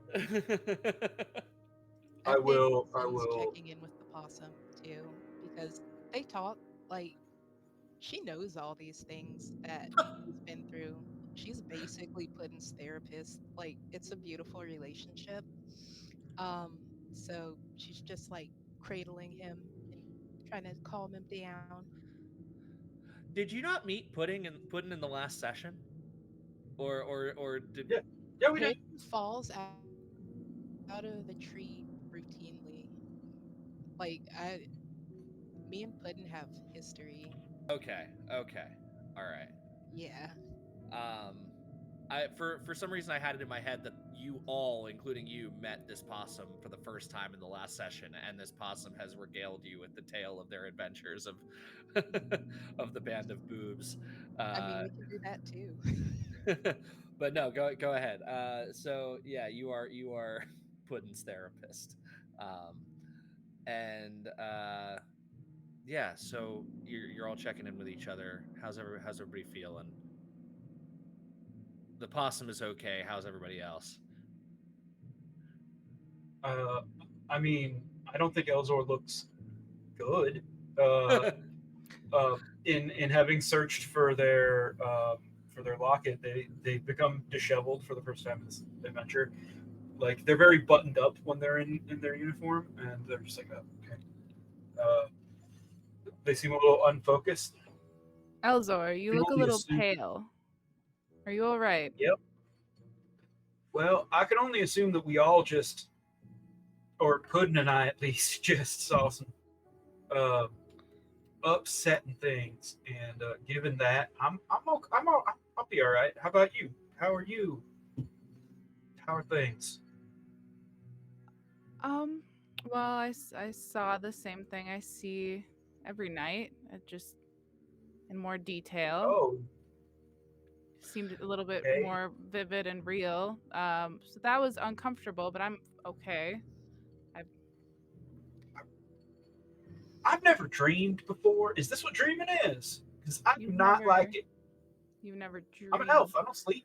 Before I Um, mean, like I'm a damn here, but like my people don't sleep. I think what happened in the woods just now, which I the way you're acting, I'm assuming maybe happened to all of us. Oh Um, yeah, I would be what I I got to would relive. call a nightmare. Where Okay, did all where right, I you heard of those. They're flying flaming horses. they can be, yeah. Yeah, they absolutely can be. Mine never have been. That would be a dream for me, not necessarily a nightmare. That sounds sick as fuck. Get that? I Um, get that. That makes sense. but what I'm what it sorry. Fucking Timeless is a horse girl. the a flaming horse girl? Are you kidding me? Who isn't? You'd be stupid not to be. Uh, You'll take your wildfire druid card away mhm, for if you're not. right? Yeah. Um, but do you want to talk about what you experienced? Oh, I mean, sure, if that's yeah. You know what? Why don't we all take a moment, take a beat before we move on? Maybe process the trauma a little bit. It's never really been my but you know what? We had a company chat anyway. What I saw before I share, I should wait. Where's Venman? Oh, she's around here somewhere. You would have heard that, Benmin. Um, if I yell, will the castle hear me? Um, Menman, you can't tell where this voice comes from. I'll just say that. She's like throwing her voice in a On a way. 33, I'll give that to you. Thank you. I don't want to undo everything I just did. She's gonna throw her voice. She's gonna say, "I'm fine. I'm just. Did you see the castle? That's an upsetting sight, and I don't like what that loud thing was. So I think we should all maybe make some quick decisions before maybe we all die." That's true. We might need to hold this conversation off until tonight. I didn't want to do this Do what I always earlier. do. Put Yep. this box of feelings away. Disassociate. Compartmentalize. Mm-hmm. Put it away. Don't pick it up. As you all agree to do perfectly healthy things with the trauma you Mm-hmm. just experienced. I would like to. You said that there's a window at the top of the tower. There, yeah, and it appears to be like broken, like in the Okay. way that like if something went through went through glass, it's like shattered at the bottom, and there's like this black. You just see black. You don't see Okay. anything. She's feeling a little like fuck it. Kind of just relived one of the worst days of her life. So she's kind of not, good. She's gonna walk far away from the group and take her cloak off and like pull they're like little little straps you can pull like when you take a vest off or something. Yeah, she's gonna pull two straps and her wings just like out, very bat like, very large, um almost Would impossible you to cover. say? Would you say possibly even given your curse? Would you say almost even like gargoyle esque? Oh, absolutely, yes. Um, yeah, very, very that. Um, and she will take flight, and she would like to go investigate that creepy window up above. Make an investigation check. I would love to. Internet, internet. Oh, the internet is good to me today. 21. I literally have never had that luck in my Me life either. with virtual tabletop, or virtual dice rolls in particular. Um, anyhow, with with a 21, was that? Mm-hmm. So you realize immediately as you get up there, it doesn't take more than a couple of seconds. You realize immediately there is no hole in the window. This is an illusion and you cannot see through it. And if you reach to touch it, it is solid, feels like cold stone. Cold Stone. Love that Yes, it place. feels like delicious ice cream. Nice. That's I good. just for the sake of taking it all in, she will like fly around the tower and above the tower and just And try it's to. the same all the way around. Okay. Just go back down. land far away, kind of try to wrangle her wings back in and strap them back in, put her cloak back on. That Do is, me a favor. yes, I would love to. You do this often, so I'll give it to you with advantage, but Mhm. make a. I don't want to be too much of a dick here. No, 'cause be a it's- dick. Be a dick. Fine, make a sleight of hand check. I'll be a dick. Sleight of hand plus 0. You got it. Let's go. What's a d20? You said I get advantage though. Yes. Okay. And I would even say, I'm going to go this far. I would even say you are proficient in this task specifically. Take a little 17. Pathfinder playbook there. Is that a 17 on the die, or is that a 12 plus 5? Oh, what? What did you roll on the die? So 17, because I have no Okay. pluses. So what I was just saying is I think you would even be proficient in this particular task. Oh, So okay. you'll add your proficiency bonus of plus 5. So with a 22, Got you it. definitely are able to secure your wings back the way you intended to have them. It's a little shout out to Pathfinder 2e or Pathfinder in general, of the rule of being proficient in specific things to do with specific skills That's in useful. certain cases. Which makes sense given that's something that you deal with every day of your life. You'd probably be pretty decent at it by now. But yeah, so you manage that and rejoin the party. That window is not real. I was kind of hoping for more, but that window is not real. What do you mean, hun? Feels like rock hard cold ice cream.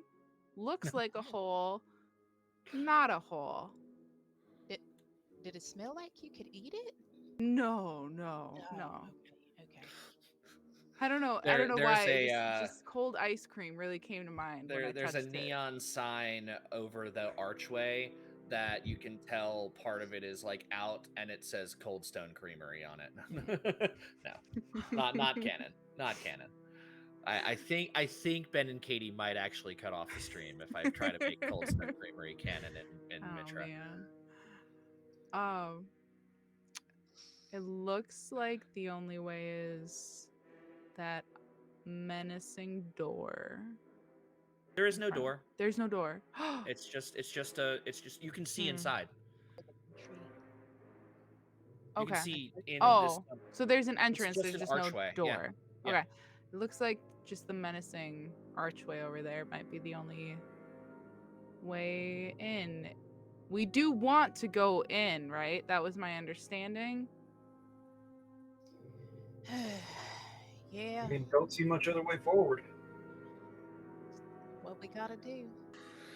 You continue to hear the Yep. thum, thum, thum, and it almost starts to.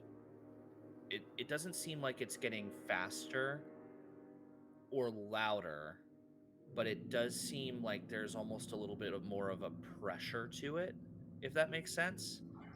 Like it's almost deeper in a way. Progressively as you hear more of it.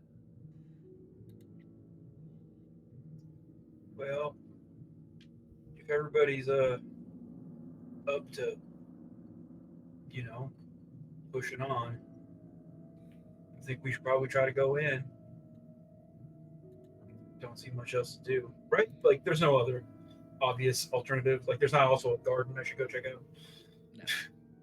I mean, you just there's nothing for you to do in that garden because the vegetables would already be half dead. Yeah. Yeah, so nothing for me to do there. Well, My Elzor, work here has been done. lead the way. You started this quest. Oh, I'm fine being up front. That's fine. Nope. Elzor will get up front and kind of crack their knuckles. If there's anything you want to do you know what? In preparation for all this, I will go ahead as a bonus action, pop out Echo Zor. Okay. And again, slightly different than last time. Different patch on the shoulder, but more or less the same person. Wonderful. And I kind of give myself a sideways fist bump. Cool. It's pretty cute. Little low bones there. Yeah, just right by the waist, just a little fist bump. Low bones. Um, and so as you enter into this little first floor area, you see it has been pretty well picked through. There doesn't appear to be anything except maybe some like old containers of no value. There's things that look like maybe they once held something. There's scabbards of swords that are kind of dry rotted. There you may find like a rusty maybe like a mace lying around that's incredibly rusted over and would probably like crumble at the touch at this point. Um, and you do see on one side of the room there is a strange, ancient looking door. It's stone, it is dark, almost black stone. There are carvings in it that are symmetrical but kind of just make strange shapes that don't really mean anything to you. Oh no, we lost Sydney. Uh oh. I'm sure she'll be back. Um there's this ancient looking door. Um and that's what you see in front of you. Sydney rolled so high on stealth that we can't see her on stream. Mm-hmm. She's on a different channel, but we're not going to tell you which one. That's what you get with a 33. I mean, that sounds about right. I think Elzor and Echozor are just gonna, obviously stay within 30 feet of each other, but kind of flank and clear the rooms. It's very like military and precise the way they move. While you're doing this, how close do you get to the door? I mean, I'll probably get up to the door, or I'll get Echozor up to the door. Let's do that. This is a very vague thing about this subclass. I don't know that Echo would perceive touch. Does that make sense? Yeah, yeah, that's fine. Okay, so yeah, you don't notice necessarily anything by the door. Um, That's totally fine. If after we do kind of our standard sweep and nothing else has happened, I will then sweep the side of the room that Echozor did too as well. okay, Because obviously I would have experience that he's not going to trigger everything.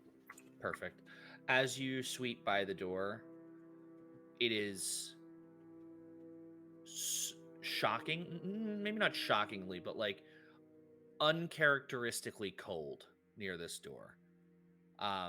So much so it's it's kind of autumn-ish right now, and this is like deep midwinter temperature that you're feeling coming from this door. Like you're reminiscent of the top of the mountain fighting the frost giant. I was just going to say the same thing. Justin and I are on the same sad wavelengths. I've been on this sad wavelength since I was 14. Yeah, but same. Anyway, I will let everyone know. How I got into D&D. I'll let everyone know about the cold door. Looking at this door without rolls, yeah. you would see that there is no handle on it.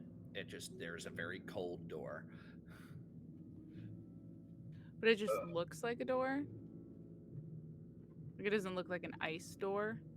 It does not look like ice. It is very, very cold, like ice. Okay. And it just looks like a door. A strange, ancient-looking door, but a door nonetheless. Do I feel any kind of a pull toward that, or is it elsewhere? Is the pull gone now? Your pull is up. Okay. Have you told us about There. I think I did on the last. I think believe so. I believe when Gianna was talking about being pulled east, you confirmed it out loud. Yeah. Well, we gotta go up. Is there any way other than that weird cold door?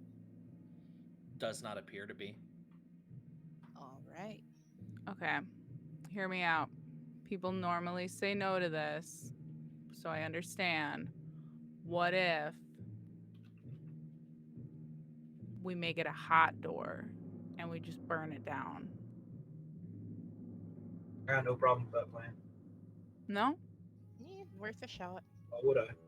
This I building seems to be made of mostly stone, no, so normally people tell me to not set stuff on fire. Well, I don't really see there being a big fire hazard in here. I Okay. think it will work out that's here. fine. Okay. There's a lot of flammable other objects. It seems like appropriate use of fire. I agree. Is there a safe space that we can go where I can cast fireball many times and just like not hurt my friends in any way? I have a wand of fireball. That's what the magic item I picked. Heck yeah. So you Just enough to see if it'll work. make a first of all, you can just back everybody out of the room. Okay. Yeah. As you go to cast fireball into the space, there's that little it's from a wand. It's a magic item, so this isn't like characteristic of you, right? So this No. is just this like small bead kind of floats towards the where the door is, and in the space that would touch the door, this like this gout of flame bursts out. And as that happens, you see this door does turn almost sheet ice white. And where that carving was, tracing from the top all the way through this kind of little maze of like sigils, turns flame red, the color of the fireball that you just cast. And as it finishes at the bottom, it automatically just pushes open. You solved my little riddle there. I did not think that would work. Nice job. I mean, It's literally in my notes. On one side of the room, strange looking ancient door, cold to the touch, 2d6 cold damage if you touch it. Use heat spell or some sort of fire to open. Nice. I'm so smart. listen, That's next word time for somebody word my tells you you notes. shouldn't. Next time somebody tells you you shouldn't burn down a door, you let them know what happened here today. I mean, I've never seen a more effective door opening fire. That is the least amount of time a D&D party has ever spent worried about a door. I will remember that the next time that I doubt Oh, no, myself no. casting fireball. I'll just cast it. I won't even. Yeah, that's a good idea. Yeah. Next time Never you come doubt across a yourself, door, Thomas. who Just cares if it's locked? fireball. Just burn it down. Right. We progress in through the door. Aloha fireball. Yeah. I'll, Echo Zora and I will go through the door first, and again Wonderful. work on clearing the room on the other side. Mm-hmm. And as you kind of go up into that room and you start doing your clearance, this place seems untouched. This seems like no one, for a long time at least, or at least recently, no one recently has gone through the door you just went through. You see a made up bedchamber. You see sort of some loose supplies, notebooks, bookshelf with lots of tomes. Nothing. Oh, hold on. Sydney is apparently back, but we cannot see her at all in VDO. Can anybody else see Sydney? No. No, but that stealth roll, like, Mhm. Yeah. checks out. Ben, I don't know if you need to let anyone back in. If hopefully Sydney has used her link. Normally that just pops back in. Sydney, if you can refresh, if you can hear me, because apparently she's here and back. Dun dun. Dun dun. Hey, there she is. Did it Yay. work? Yeah. It It did. did. Cool. That was like something out of the Twilight Zone. Truly, best stealth roll of all time. Fucking I, hid from Video Ninja. I Like, was wondering why you couldn't hear me. I was like, am I just not? I'm not muted, am I? That was wild. what Wow. were you trying to say in that span of time? Don't worry about it. I was just gonna pick a lock if there was a lock on the door, but we just burned it down, so it's fine. We're Perfect. great. How Perfect. long were you sitting in liminal? It was Truly, What? judging by your message, 8 minutes. 8 minutes. Aw. Yeah, I'm It's so okay. sorry. No, it's fine. My VPN crapped out on me, and I was like, oh no, and it kicked me from the room for some reason. I don't know. Technical difficulty Tuesday. Gotta love But it. also, I want to say it's because I did so good on my stealth roll, and I don't want anything that's in here to see me. We're just gonna run with that. Perfect. 33 stealth hides from Video Ninja. Phenomenal. You are the Video Ninja.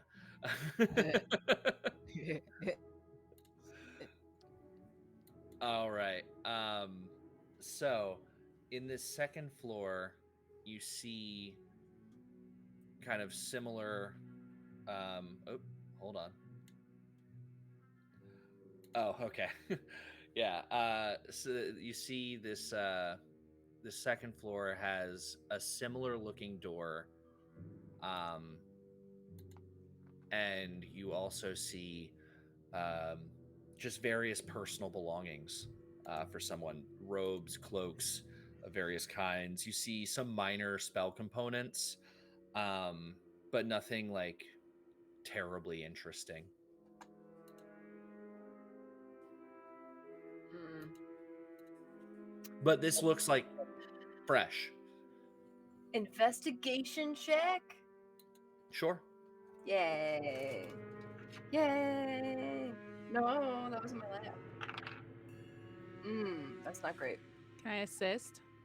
Sure. Sure. And What if that what if I doesn't work, what if I sorry. did an insight check? No, you're fine. I can Um, assist on that too. I'll give you insight. You'll get different information. You can do insight with Oh. advantage. You'll get different information, but you can still glean some important information. I love this for us. Okay. The reason I love is because my insight's a plus 11, so that's a 24. Hell yeah. Okay, with a 24, Kia, did you want to make a check as well? You were saying something? Yeah, if Sydney's doing insight, then I'll do investigation. Go ahead. Can I assist on both of them? Can I just be like, Sure. you should look over there? I'm like hanging back because I don't want to touch anybody or anything. So I'm gonna be like, make sure you check over there. Make sure you check that pile. Okay, let's see. You're not my supervisor. I was gonna say the most useful supervisor ever. 14. Okay, so on a 14 investigation, you don't find too much past what I just explained. As you sort of walk towards this second door, where you're expecting to kind of feel that cold emanation from it, you now feel extreme heat. And the closer you get to it, the hotter it gets. And that is what you get on a 14. On a 24 insight check, you look around this room. I mean, clearly this person's a spellcaster, right? Also, you've never heard of anybody living out here. If you relay what your findings are to the party, none of them will have heard of anybody living out here. And this person looks like they've been here for some time, sustaining themselves. And again, you hear that thum, thum, thum, more sustained and deeper now, coming from above.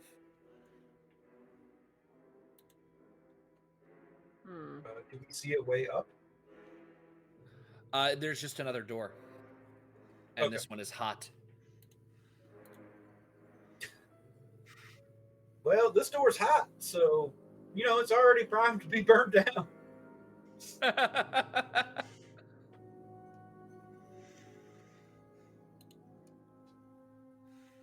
Uh, Let's see. yeah, I mean, I'll gladly set it on fire if that's something that you think would work, but maybe the opposite might work for this one. Is there a lock on this door?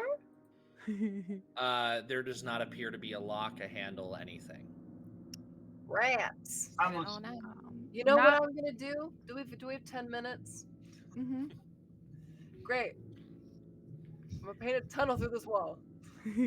So here's the thing. So you What the? go up to try to do that on this wall, on this door, and Yeah. you take out your pigments, Uh-huh. and as you reach, it is unbearably hot, and Oh you take no. seven points of fire damage. No. I go, Um, ha, ha, ha. Okay. Ooh, Hmm. ooh.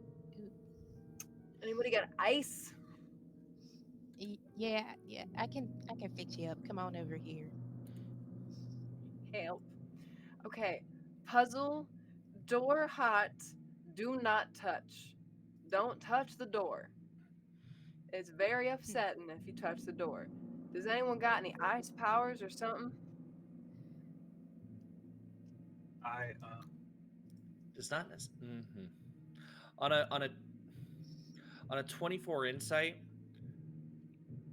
I think in this moment you don't necessarily think it has to be hot or it has to be ice. It just has to be opposed to the energy coming from the door. Who's got create water? Ooh, I can create food and water. Can you splash it on this door to make it less hot? Sure. Sweet. Let me find this spell real quick to find out how many gallons of water I'm about to make. I think it's like 10 gallons of water or 30. something like 30 Yeah, gallons of 30 water. gallons of Fucking water. hell. Fucking hell. Yes. So, So, yeah, what does this spell look like as you cast it in this manner? um, I feel like what kind of would it be in like a barrel or something? Like what Sure. ordinarily? Yeah, okay. I feel like there's gonna be like a cute little bear dance involved, and then a barrel is going to just like fill with like a Hold on. You reverse. don't you don't get to say cute little bear dance. I need to know what the cute little bear dance looks like. It looked like Yeah, that. Okay, yeah, perfect, cute little bear perfect. dance. All right. Fair enough. And Fair then enough. I like how all of us were on the same wavelength. Like Yeah. all of us know what yeah, cute little bear dance means. I wasn't Right. looking at your image. I was looking at notes and other shit. no, the cute little bear dance is all that is important. Um, and the water's gonna just like fill up kind of in a reverse whirlpool from the bottom and then come splashing out at the door. Oh, I can assist with that.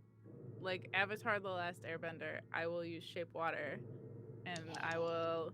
You just fully Katara Yeah, just and not water only bend. can I water bend, but I can also freeze the water. Perfect. Ooh. So here's what happens. As the water starts to hit the door, you just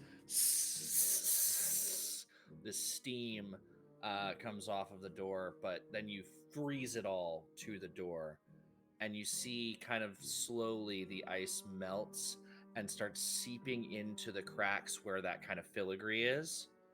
And as it does so, all of those individual little maze bits start to crack away, and then like little by little fold themselves into the side of the door, uh, and allow you forward into this next staircase. You guys, we're so fucking good at this. God, I missed this stuff. It's been so long. I've never seen this spell used in this manner, but I kind of like it. I We can did. honestly say I've never seen doors opened in the way that we have opened the last two. And I've probably been through, I don't know, dozens of doors in my life. It At seems like an least. underestimation. It's that's Baker's dozens. that's oh wow, that was adorable. Wow. Oh Wow. no. Oh, And on that note, And we'll see you guys next week. No, I or see. if they all come back next week after that one. Anyway, as you're able to move forward and rise to this third level of this tower, now you see what looks more like part laboratory, study, library, walls of tomes, a table with alchemist supplies scattered about, another table with seemingly like pretty significant spellcasting components. But what you see most of all, what catches your attention as you look around the room, there is another door. There are 2 keyholes, one in each door of this kind of double door here. And go ahead and everyone can make an investigation check.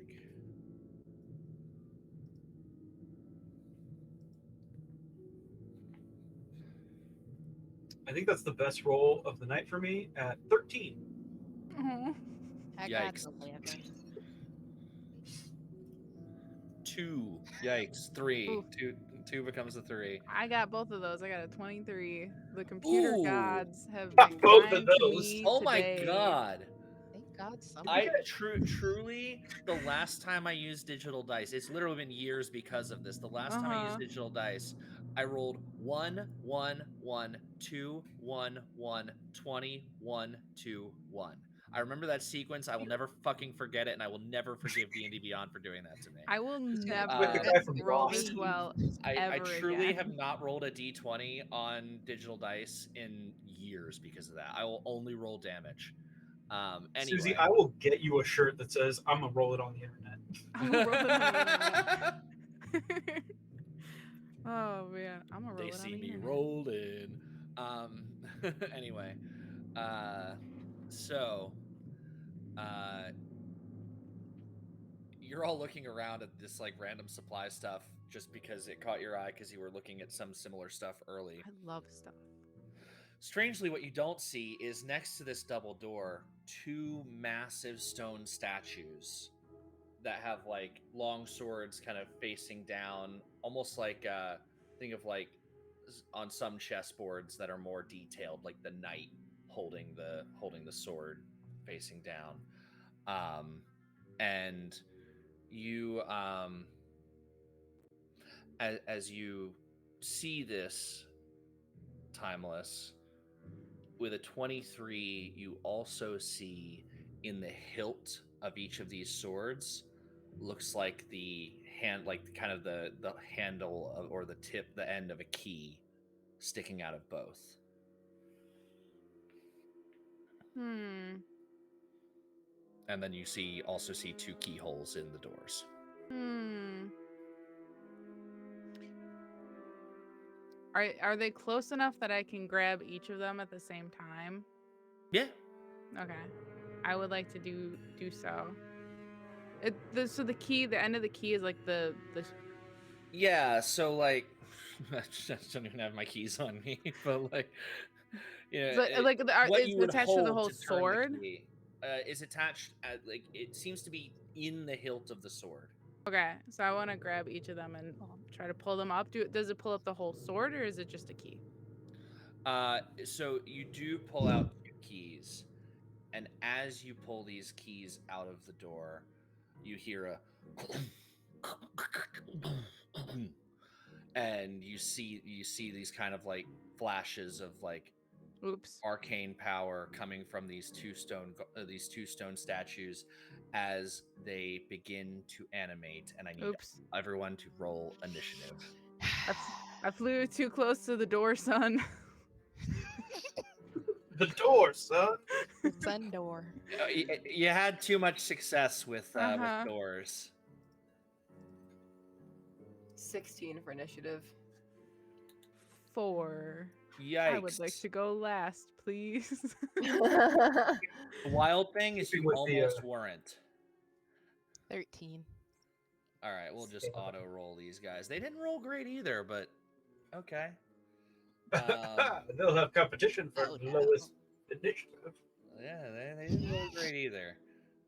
So these 2 stone juggernauts just lift their swords and just almost, it seems like these would be very like coarse and like think early age robotics, but all of a sudden, these constructs, as they loosen up a little bit, they whip these swords around and get into fighting stances.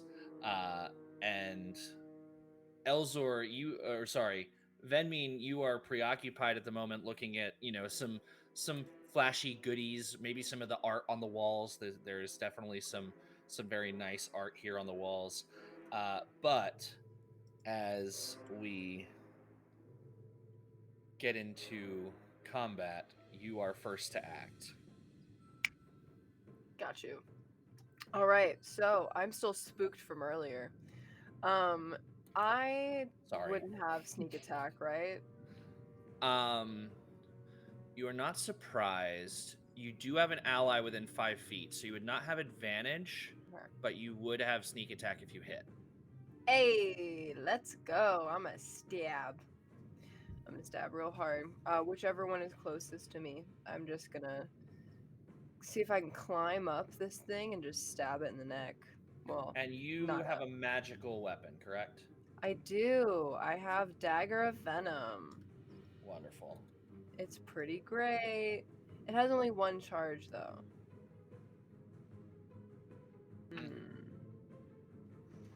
Anyway, it's pretty cool. I'm pretty happy about it. Oh, yes, do I hit this thing? Oh boy, do I hit this thing. That's a 27. Yeah, I would think so. That does hit. I would Yeah, hope so. I hope so. Yeah, exactly. I hope so. So the damage on this isn't like incredible, but it's good. And you So also let get me. your sneak attack, so Yeah, a happy for us. Okay, so I'm gonna. Okay, that's a 4. So that's a 9 for the damage for Dagger of Venom. Hell yeah! Plus my 8d6. I love how that rolls. That's plus 28. So that's total of 37 damage to this thing as I stab it in the neck. wonderful. Yeah. You immediately jump into action as you see at this point Timeless is surrounded now from both sides by these hulking massive statues that have drawn these massive great swords. And you jump straight into action and stabby stab. Because your weapon is magical, the damage does go through. Oh, thank Um, God. because they would have been immune to that damage had they not. Oh, because they're made out of Did you say stone? 37? I sure heckin' did. And okay, so as you stab into that one, um, just for my own edification, did you pick the one on the right or the left in orientation of the room? Left? Sure. Excellent. Perfect. Um, anything else on your turn? You have a bonus action remaining. Oh, that's right. For my bonus action, I'm going to hide. Okay. Um, yeah, roll a stealth check. Okay. I'm gonna say no. Go ahead and just roll it. Yeah. Okay. My stealth check is a 24. Wonderful. So there's like a desk that after you kind of like again Sinbad down this thing, similar to the way that you did with the werebear, you just rolled away very quickly under a table. So cool. Oh, that's unfortunate. Wait, for who? Wait. You'll see. Oh. Zin, that is your turn. Initiative Lord. count 13. Okay. First I want to use Shield of Faith as a bonus action. So just like hold my little holy symbol and whisper a little bear prayer, and that buffs my AC 2 points. So for my main action, I have a question. I hope I have an answer. I hope you do too. So, one, how big are these things? Like, are they like twice Like our 12, size? 13 feet tall. Okay. And secondly, Taller than a basketball goal. yikes. All right. Would I potentially be able to use stone shape on a portion of them, or does it have to be like the whole? Stone shape, I don't believe targets a creature, does it? I mean, it says a stone object, but also are these guys? So they are technically a creature, not an object. Ah, They are okay. constructs, which would be a creature Sure. type. Okay, in that case, I am just gonna hit him with a moonbeam. Perfect. Actually, I'm gonna do a level 4 on that. So, okay. Um, you would be able to get two. How big is Moonbeam? It's a 10 foot or 5 foot radius, right? So 10 feet. Yeah, and up to 40. Wait. Okay, 40-foot high cylinder that's 10 feet across. Cool. So you would only be able to get one of them, left one or right one, just for my own Which one tracking. just got hurt? The left one. Left Twix Okay, just got hurt. I'm gonna go for the right one. Okay. Um, what's the save? It's a con save. Mm-hmm. Yep. You might be surprised to find these things have pretty decent constitution. Ah. But it doesn't matter how good your constitution is when you roll a natural 5. Roll full damage. Girl, yeah. Okay, that's gonna be 4d10. Come on, dice. 23 damage. 23 points of damage. Beautiful. And that is radiant, I assume? Yep. Excellent. As this massive moonbeam falls from the sky, Hammer of Dawn style, it just absolutely engulfs this creature and begins to eat away at its form with this radiant energy. Is that your turn? That's bonus action. Do you want to move? I will move kind of closer to the sidelines so I'm not Okay. in the direct path of the things. Perfect. At initiative count 8, it is the Stone Juggernaut's turn. The one to the left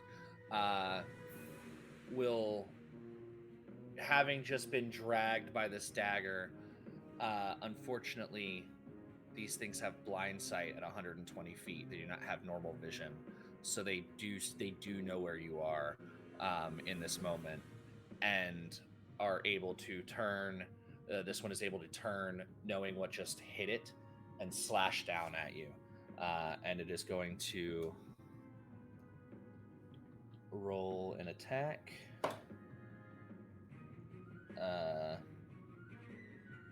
Does it have multi-attack? Oh my god, it does not.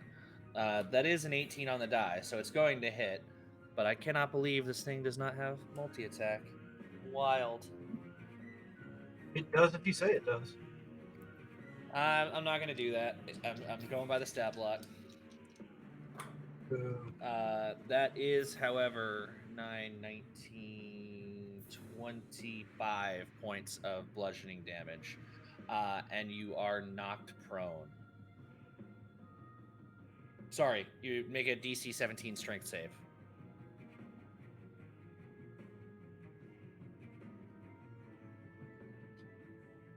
Who, me?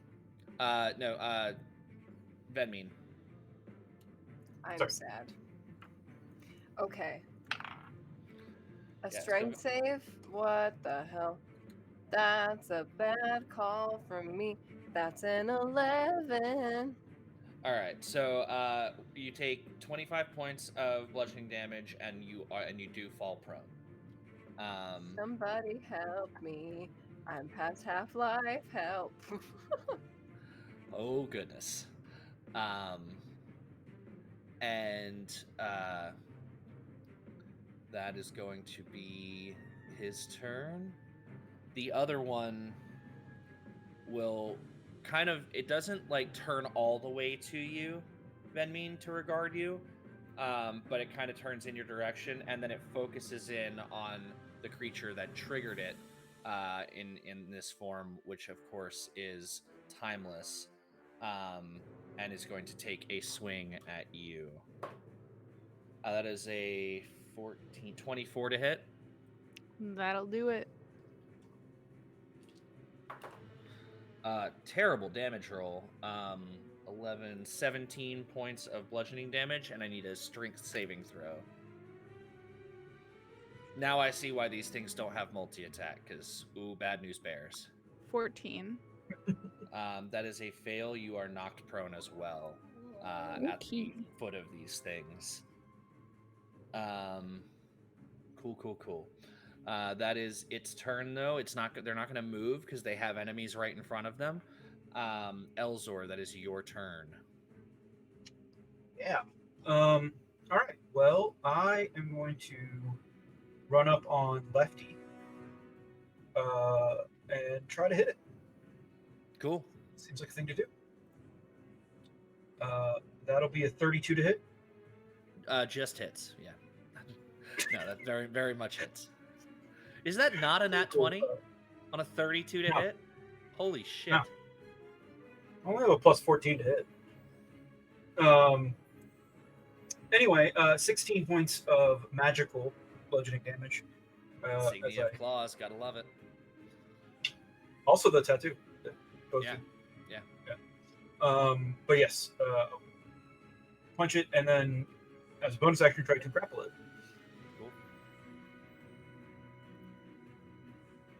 Cool. That is a... Sorry, bud. Nat 20.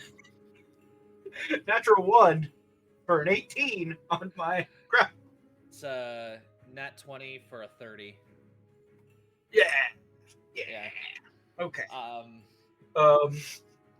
So okay, that's attack number 1 and bonus action. Let's go attack number 2. I'm gonna try to grapple it again.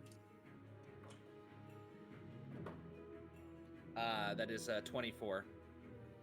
23. Oh. Ooh. So 14. All right, one more time for 24. Are Let's you do it. attacking Let's this grapple, time, or are baby. you trying to grapple again? I am always trying to grapple. Cool. And then that's a 26. Yeah, 20. I rolled a 3. I'm gonna like let the BLM dice sit for a second because those roll hot as hell all the time. I'm gonna be nice. I'll move to the Murph die. Oh, I don't mind. Um, But yeah, that's bonus action and action. As far as movement, I'm up in there. This I'm space trying to is draw pretty aggro, but- small. I'm gonna just operate under the assumption that with normal movement, unless you're like getting up from prone or you get some kind of condition, you'll be able to move pretty much wherever you want in this room. I will keep Echo Zor back a little bit, obviously within 30 feet, but I'm not going to get him in the sprung yet. Cool. That'll be my turn. All right, that is timeless. You are up. You are knocked prone, and these things are towering over you. Okay. So movement is just getting up, or is that half my movement? Half movement to get. Not that I want to move away at all. And I've just been spending this whole time looking at my spell list, wondering what I should do, and I haven't figured it out. So we're gonna use fire because that seems to work pretty good. They're stone. Okay. Yes. Where did the spell go that I wanted to do? Scorching Ray? That sounds fun. Yeah. I would like to cast Scorching Ray at 5th level, which I believe gets me 6 rays. Yes. Okay. What's the easiest way to do that? Just roll 6 d20s? You don't have advantage or disadvantage, so just roll 6 d20s, yeah. Oop, nope, not 7. Go back. How do I take that away? Right click. Neat. Wait, shit. There we go. And then, oh, there's one natural 20 in there. Plus 9. The lowest is a 18. The lowest is an 18. Yeah, I think. Yeah. They all fucking hit. Okay, and there's one natural 20 in there. I don't. So that's 12d6, 14d6. Jesus Christ. Okay. 14. What a fucking It says spell. it says I can use them on different enemies. Is Yeah. that like I can You can go split 'em up if you until want. if I think like if I can stop if one dies and then hit the other one? Or is that like I have to predetermine how many I'm spending on each one? I'm telling you right now, the one with the fewest hit points you cannot kill with 14d6. Deal. Okay. 14. I'm I clicking a think lot of I've done buttons. that math right. Well, it's fine. I'll hit the one that hit me. I don't know which one that was. Okay. But that is. Do the math. I don't want to do the math. You do it. 49. That could have been better. That was a lot of 2s and 3s. Yeah, that's a pretty rough roll. Yeah. 14d6, 49 damage. Beautiful. You see this thing just takes this beating, this onslaught of fire, but you do see like almost molten, because of the way that you've attacked this thing, almost like molten bits of rock falling away from its being. Okay. That's my turn. I'll call it at that. Just a little turn. 14d6 damage. Just a little guy. Just a little guy. Venmeen, you are prone and kind of under a table, sort of. Can I crawl out from under the table and stab? Yeah, you certainly can. Okay, I'm gonna crawl out from under the table, and I can't use any of my skills because all of my skills are not useful against blind sight. So I can't use my Smurfniflin. I can't say it. Snurbliflin. Sfurf Niblin. Snurf Niblin. Magic. Smurf. I'm a Smurf. Perfect. Can't use my Smurf magic. Damn. Oh, but I will stab. That's a 25. Excellent. That does hit, and you do roll sneak attack because you have allies within 5 feet of the enemy. This makes me so happy. Awesome. So that is that. I would also like to I'm gonna use one of my bonus actions to coat the poison of the blade. So they must succeed a DC 15 Constitution saving throw or take 2d10 poison damage So and become poisoned for 1 minute. I'm not going to roll the save. These creatures are immune to poison damage and the poisoned condition. Got it. I lied to you. In fact, roll a wisdom saving throw real quick. Oh no! No, there's no bad result here. Oh, okay. I also rolled relatively well, and I have a good wisdom saving throw, so yay! That's a 20. I will say a bad result was just that you didn't think of that and you just wasted your charge on your dagger. With a 20, I think you would know that. You would see these stone creatures and just assume you couldn't poison them. Yeah, that does happen. I will not make you use your one charge on the dagger for that. Thanks. I appreciate you. But go ahead and roll your damage. Death. 29. 6 plus 29 is 35.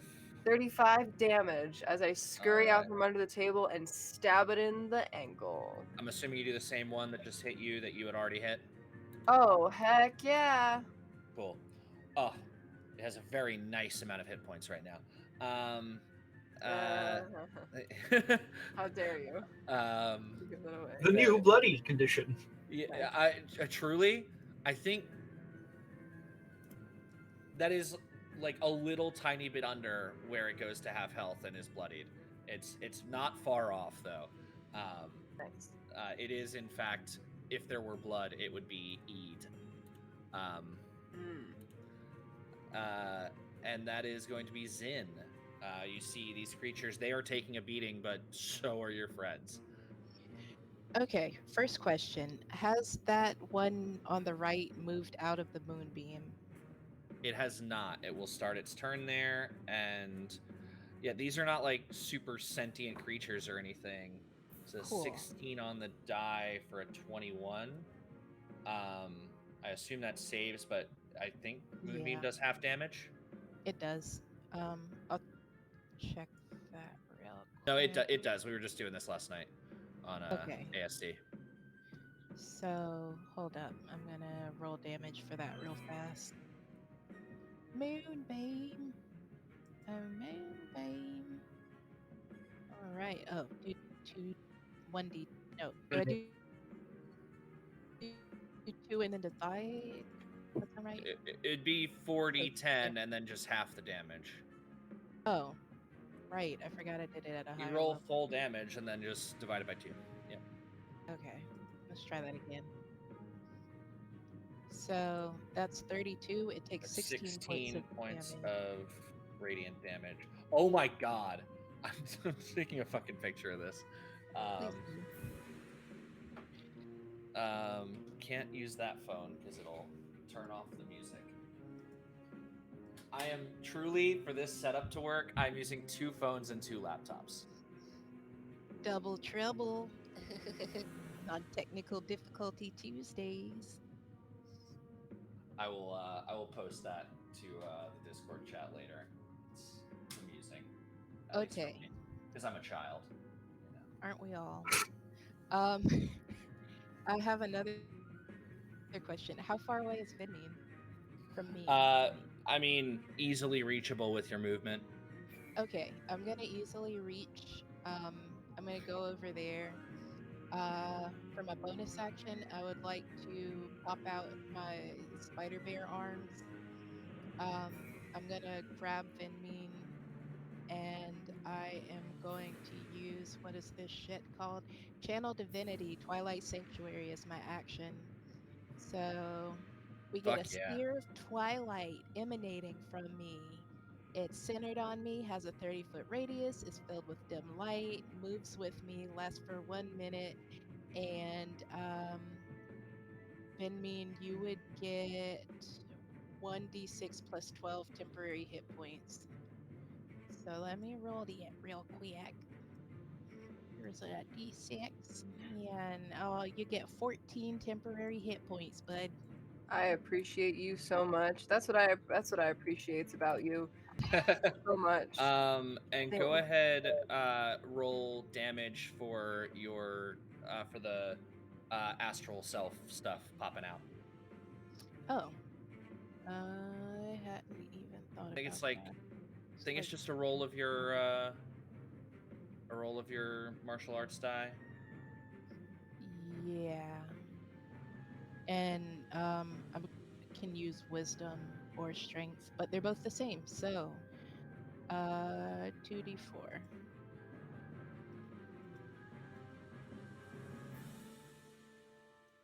is 6. I think I did that right. Um, yeah, and they both passed their save. Um, that doesn't say take half damage, but why the fuck not? Um, Yay! uh, so you said 6. Mm-hmm. So these will both take 3 little points of damage.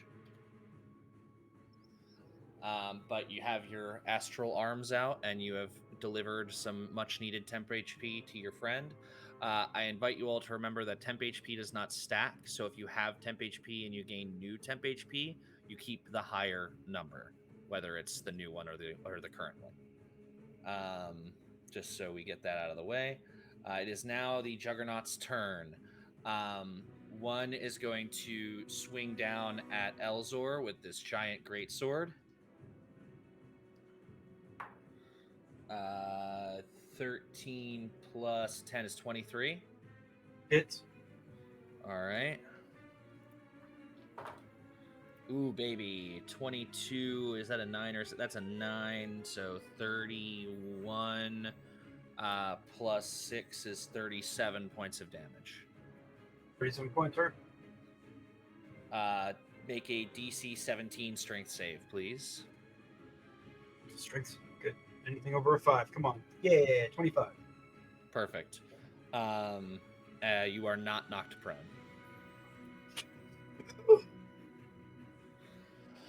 You are smacked pretty damn hard, but you are not knocked prone. The second one is going to go after who's right next to it. I think it's going to go after you again, Timeless. That's fair. Does a 22 hit? Oh, you betcha. Oh, you betcha. You betcha. That is 25 points of bludgeoning damage again. And you need to make a DC 17 strength save. Nope. So as this sword comes down, to avoid taking like a death blow, you have to kind of force yourself to the ground, and you are still badly gashed across your shoulder. And that is Elzor's turn. All right. Like, did everyone get knocked prone on their when they got attacked? Everyone but you. Yeah. So Elzor, standing there, having kind of crossed his arms to take the blow, will shrug his shoulders back into their sockets. All right. Well, let's try this. I'll attack. I'll just straight up try to punch him. Good. Go for it. 23 to hit. I don't know what that second roll is. Yeah, definitely attack. Definitely hits. Nice. I will do 14 points of magical bludgeoning. Excellent. Bonus action, try to grapple.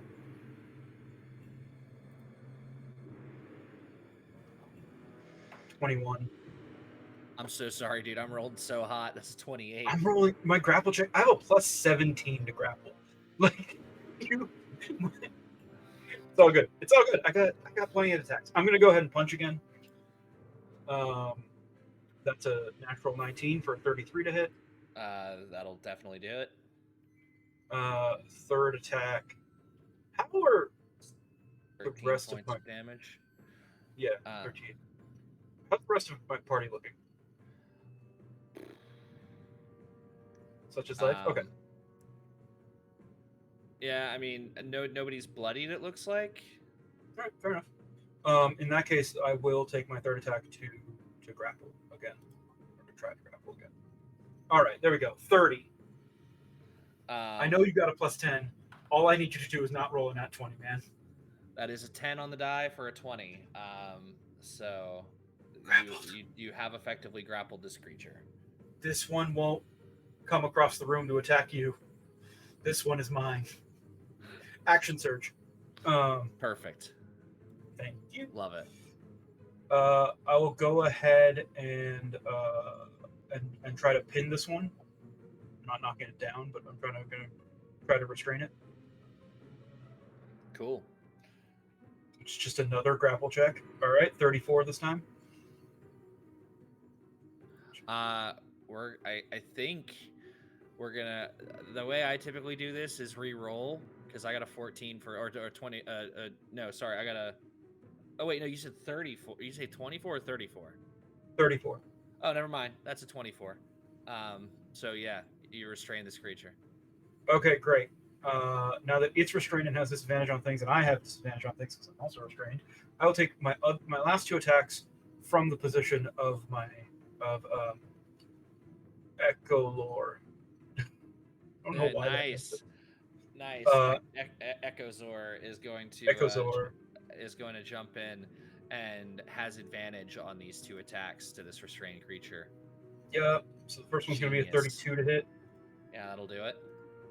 So I'm going to go ahead and roll my second to hit. Ooh, low rolls, 21. Still hits. All right. Roll two damages for me. 19. Ooh, baby. And 17.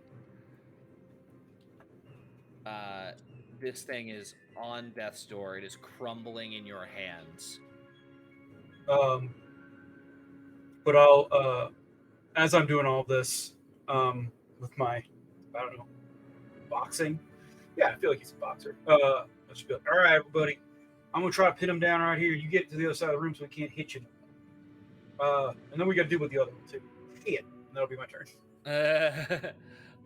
Timeless, that is your turn. You've just taken this massive hit and you have been knocked prone again from this creature. Okay. She will get up again, and then so the one that you're grappling is the one that just hit me. No. No, the one. Okay, so I'm gonna go after the one that's not being grappled. And I will cast Flame Strike. Is there anyone next to the other one that's not being grappled? Within like 10 feet of it? No. Okay. Just you, so then, actually. Just you. Just me? Any chance I can scoop back? You'll take an opportunity attack.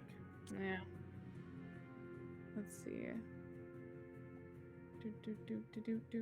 Do. What is it? Sorry, I should have looked at all this beforehand. Yeah. Shoot, that's not a good spell. See, the problem is I have a lot of spells that are really good against living things and not super great against not living things. I do recall a number of druid spells specifically being like, does not affect undead or constructs. Yeah. Let's see. I don't want to use the same spell twice. That's boring. So Moonbeam has been cast once already, right? Yeah. Has it? It's having effect. Yeah. What happens if you cast Moonbeam again? Double I mean, it's Moonbeam. two different people casting it. I would say it would just work. Okay. All the way. Yeah, I will do that again then, because I don't want to burn myself or my friends.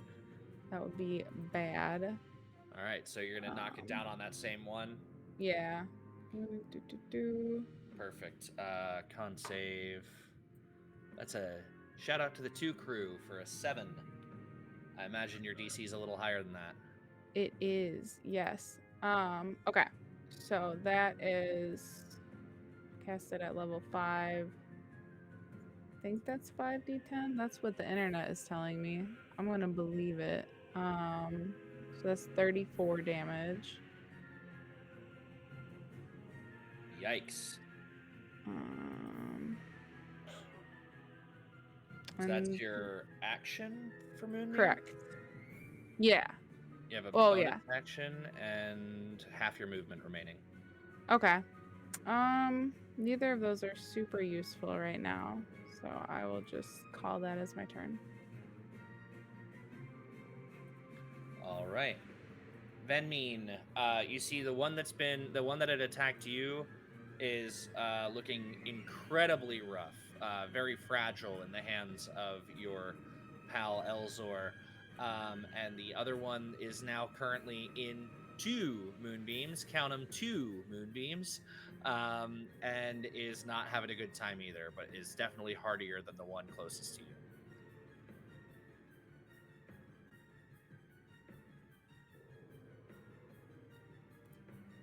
I got this. Here's the thing. Uh-oh. Here's the thing. I want to make it to the one that's grappled, and I want to assist my friend. But I also, yes, whose locket I stole of their grandmother, who I had no idea. But I also want to assist my other friend. So I was wondering if it was possible to stab both. Because I was wondering if I could use that as my bonus action. Because I do have dash. So, here's the thing. Yeah. 2-weapon fighting exists. It does. When you are wielding 2 light weapons, one in each hand. Mm-hmm. Unfortunately, in this specific case, I think unless you have another magical weapon on you, That's valid. That's a good point. I see where because, you're coming from. and I guess I'm giving you a little insider information because like we're playing some inside baseball right now because Uh-huh. you might not understand that these creatures would not take damage from a normal dagger, but they wouldn't. Yeah. No, you did say that in the very beginning, and I just realized I don't have two daggers. I decided to take daggers and paints. Can I? No, I can't. That's too much time. It takes 10 minutes to paint something. I'm like, can I paint myself a magical weapon? Oh, But okay. yeah. No, I speed paint I only myself a have the magical dagger. one. What? I What'd you speed say? paint myself a magical dagger is. Yeah. I gotta make speed paints. I gotta make speed paints as magic. Excuse me, everyone. Speed paints. Yeah, I wish. I'm very talented, but not that talented. So I'm just gonna stab the one. I'm just Okay. gonna stab the one. So I'll just roll since they're grappled, and I'm gonna get on top of And this you thing. will have advantage on that as well because they're I not love grappled, they are hearing that. restrained. This is good news. That's good. I could probably do better. No. Damn. I rolled the same thing twice, but it was almost a nat 20. It's fine. Don't worry about it. That's a 24. It would have been a bit of a waste of a nat 20. Even without sneak attack, you could not kill this thing. Oh, I'm so excited to murder it. Do you even need me to Yeah. roll No, damage? don't roll damage. Just describe to me how you disassemble the rest of this creature. This fills me with abject joy. So Elzor is grappling this thing on the ground, and they're having a massive struggle. And meanwhile, you see this like out of the shadows, just like two eyes, just like flashing, like you know how in anime you see like the dark shadowy figure, just like with the flashing eyes, literally just flashing. And she jumps and runs, and jumps off of like a table or something nearby, and just plunges this magical dagger right through this thing's forehead. Wonderful.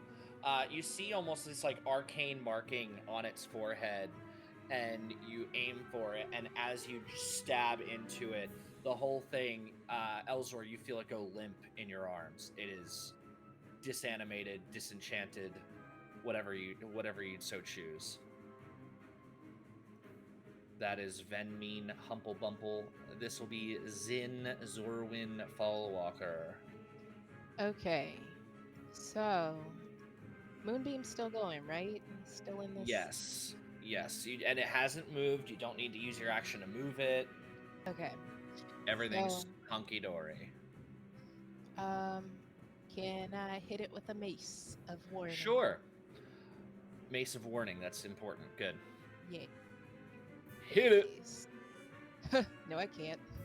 That's a 10. That's unfortunate. Yeah, it is. And I guess I'll use my bonus action to wait. Who got hurt? Timeless has been hurt. Venmean's been hurt. Elzor's been hit pretty hard, but he's hardier than most. Okay. I'm gonna use my bonus action to just throw a healing word at Timeless this time. And like, hey, Shug, I hope you feel better soon. And that will heal her. Or let's do a second level.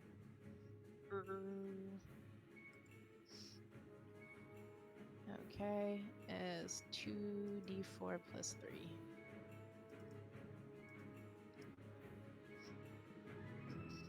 So 7 points.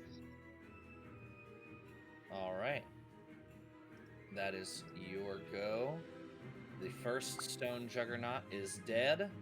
The second one will turn.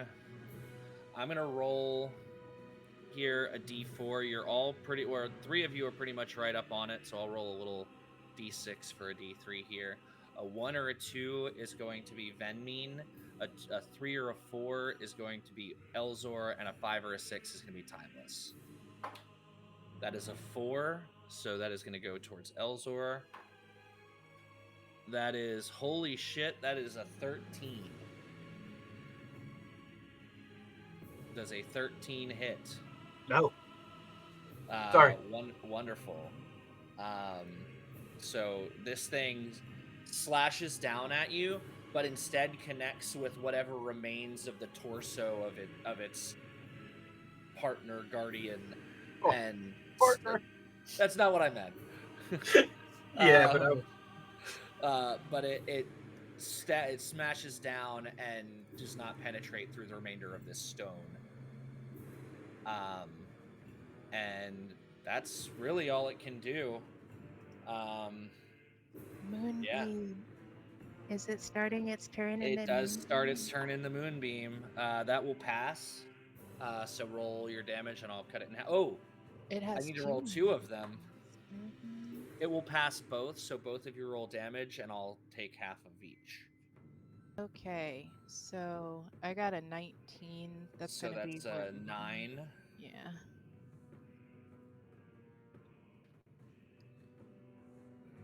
Don't mind me. I forgot how to do it. What level did you cast the spell at? It's 5d10. I Okay. gotta. It's very unlikely, but you can kill this thing in a single roll, even Um, at half damage. 30. So half is Okay. 15. Okay, so not quite. This thing also starting to fall to pieces, disintegrate. Um, but that is Elzor's turn. Yeah, You I see think this thing next to you looks beaten. yeah. Uh, I'm just gonna start punching it. Cool. 30 to hit. That is double its AC, my friend. Go ahead and roll damage. 10 damage. I rolled a 1. How do you want to do this? I think how Elzor wants to do this. So shoving the rubble of this thing's partner off of me and looking at it, Elzor will like spider climb on the wall, jump onto its back, and go, "Time to meet your friend," and just snap its neck. That Don't was know why that would work on this. so Nice. well cued to the music. Oh, That we was gotta very clip the good. shit out of that. Oh my goodness. Um, so well cued to the music. And as this space sort of calms down, you take stock. These two stone juggernauts lay defeated.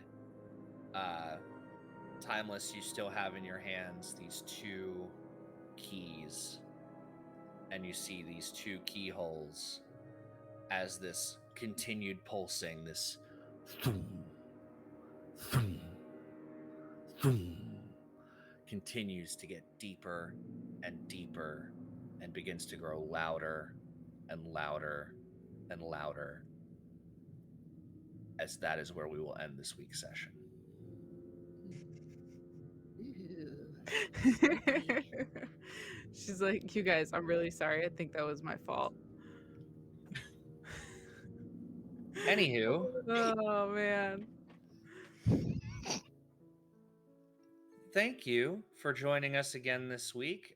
Thank you to Hmm. all watching who joined us this week for this little world of Mitra production here, Sound of Darkness. Um, I hope everybody enjoyed. I know I certainly did. Thanks again to Pocket Bard for this wonderful, wonderful soundtrack. This music that we've been using for both sessions of the campaign so far. And looking forward to next week. Just real quick, go around the horn if anything's got anyone, everyone, anything's got anyone to plug. Anyone's got anything to plug. um, these stone guardians certainly thought they had someone to plug, but no. We'll start the way I see it on my screen. Kia. Okay. Hi, my name is Kia. Sorry for the technical difficulties. My computer is trash. No, you're not, computer. I'm so sorry I said that about you. Okay, so I don't have anything to plug right now, but if you follow me at Neon Lime on Twitter, you'll find out when I do have stuff to plug. So let's roll with that. Cool. Moving right around, Sean.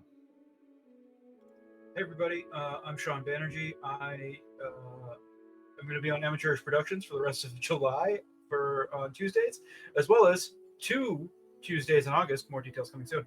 Other than that, please go check out the Kaboa Late Pledge store on BackerKit. Don't know how to find that. Go to thewordrefinery.org. It's first link on the page. I Um, cannot stress enough how good that book looks, and I'm so excited. I cannot stress oh, enough how God. much that stresses me out as the Oh, person publishing the book. oh, I'm so stoked. Me too. Continue. Uh, and if you want to see more of the book before it comes out, we're doing previews and playtesting and all that through the Cabela Discord. Link is out there somewhere. Go find it. But yeah, that's me. Thanks. Perfect. Susie. Hi. You can find me at Susie_Checky all across the internet on almost every internet place. You can also find me at twitch.tv/Geekly Inc. every Sunday night playing Cthulhu and Friends with some really cool people. If you like lesbian romance, you should watch this season. It's pretty heavy. You can also find me at goodness, I do so many things. At UAP podcast, UAP cast, something like that on Twitter. You just find it. It's linked everywhere. Where I play D&D again more. Yeah, join me everywhere. Susie_Checky. Wonderful. And Sydney. Oh, hi. My name is Sydney Rubino. You can find me all over the internet at Sydney Rubino. That's Instagram, TikTok, and Twitter. The fun, cool thing that I have to mention is this new show from Tales of Novum. Novum, Jesu Pete's. Tales of Novum. That's called Mystery of the Maw. It's a Monsters of the Week campaign that's super awesome and really cool that I've played with a bunch of really awesome people. And the first episode for that releases on Alec the Bard's YouTube channel July 15th at 4 p.m. Central Standard Time. So if you like spooky and you like really, really cool stories, it's really fun. I'm so excited for it to finally drop. I like it a spoopy. You like it a spoopy? Good. Do you like Yeah. the Latinos against spooky shit? Because he's in that show, and I think it's really funny that he's in that show because of his username and his Yeah. username alone. It's so funny. That's truly uncanny. It was perfect. But yes. And if Yeah. anyone's going to be at Comic Con, I have a few panels. Just follow me on Twitter. I'll let you know when they are. Sweet. All right. And I have been Justin Mitlaner, and I guess that was weird to say. I will continue to be Justin Mitlaner for the foreseeable future as well. You can find me at the Brunch Guild on Twitter and now Threads. I finally caved and got one. Somebody give me a goddamn Blue Sky link. No. And So yeah, you can usually find me on Mondays at -2 Charisma. I'm in our A Sinner's Dream 5e Noir campaign. We are coming up on the end here, folks. We started at level 3, or maybe no, yeah, that level 3, and are now at level 16 going into next week. So we are getting into some high level shit. We are coming to the end of the campaign. It's a great time to jump in and enjoy some high level shenanigans. I can also be found at Party of Who, our podcast. It's a podcast with myself, the Baby Mist, on Twitter and Twitch, and Gravecom HQ on Twitter, Grave Communications. It's Eli Shanks, who is also phenomenal. And our episode 8 comes out tomorrow morning, I believe like 8 Eastern or something like that. Yeah. We'll be here the rest of the month on Tuesdays. We got 2 more episodes. I'm so excited to see how this all pans out for everybody. Hope everybody enjoyed themselves today. And I think that is it. And Ben, take us away when you're ready. Bye, everybody.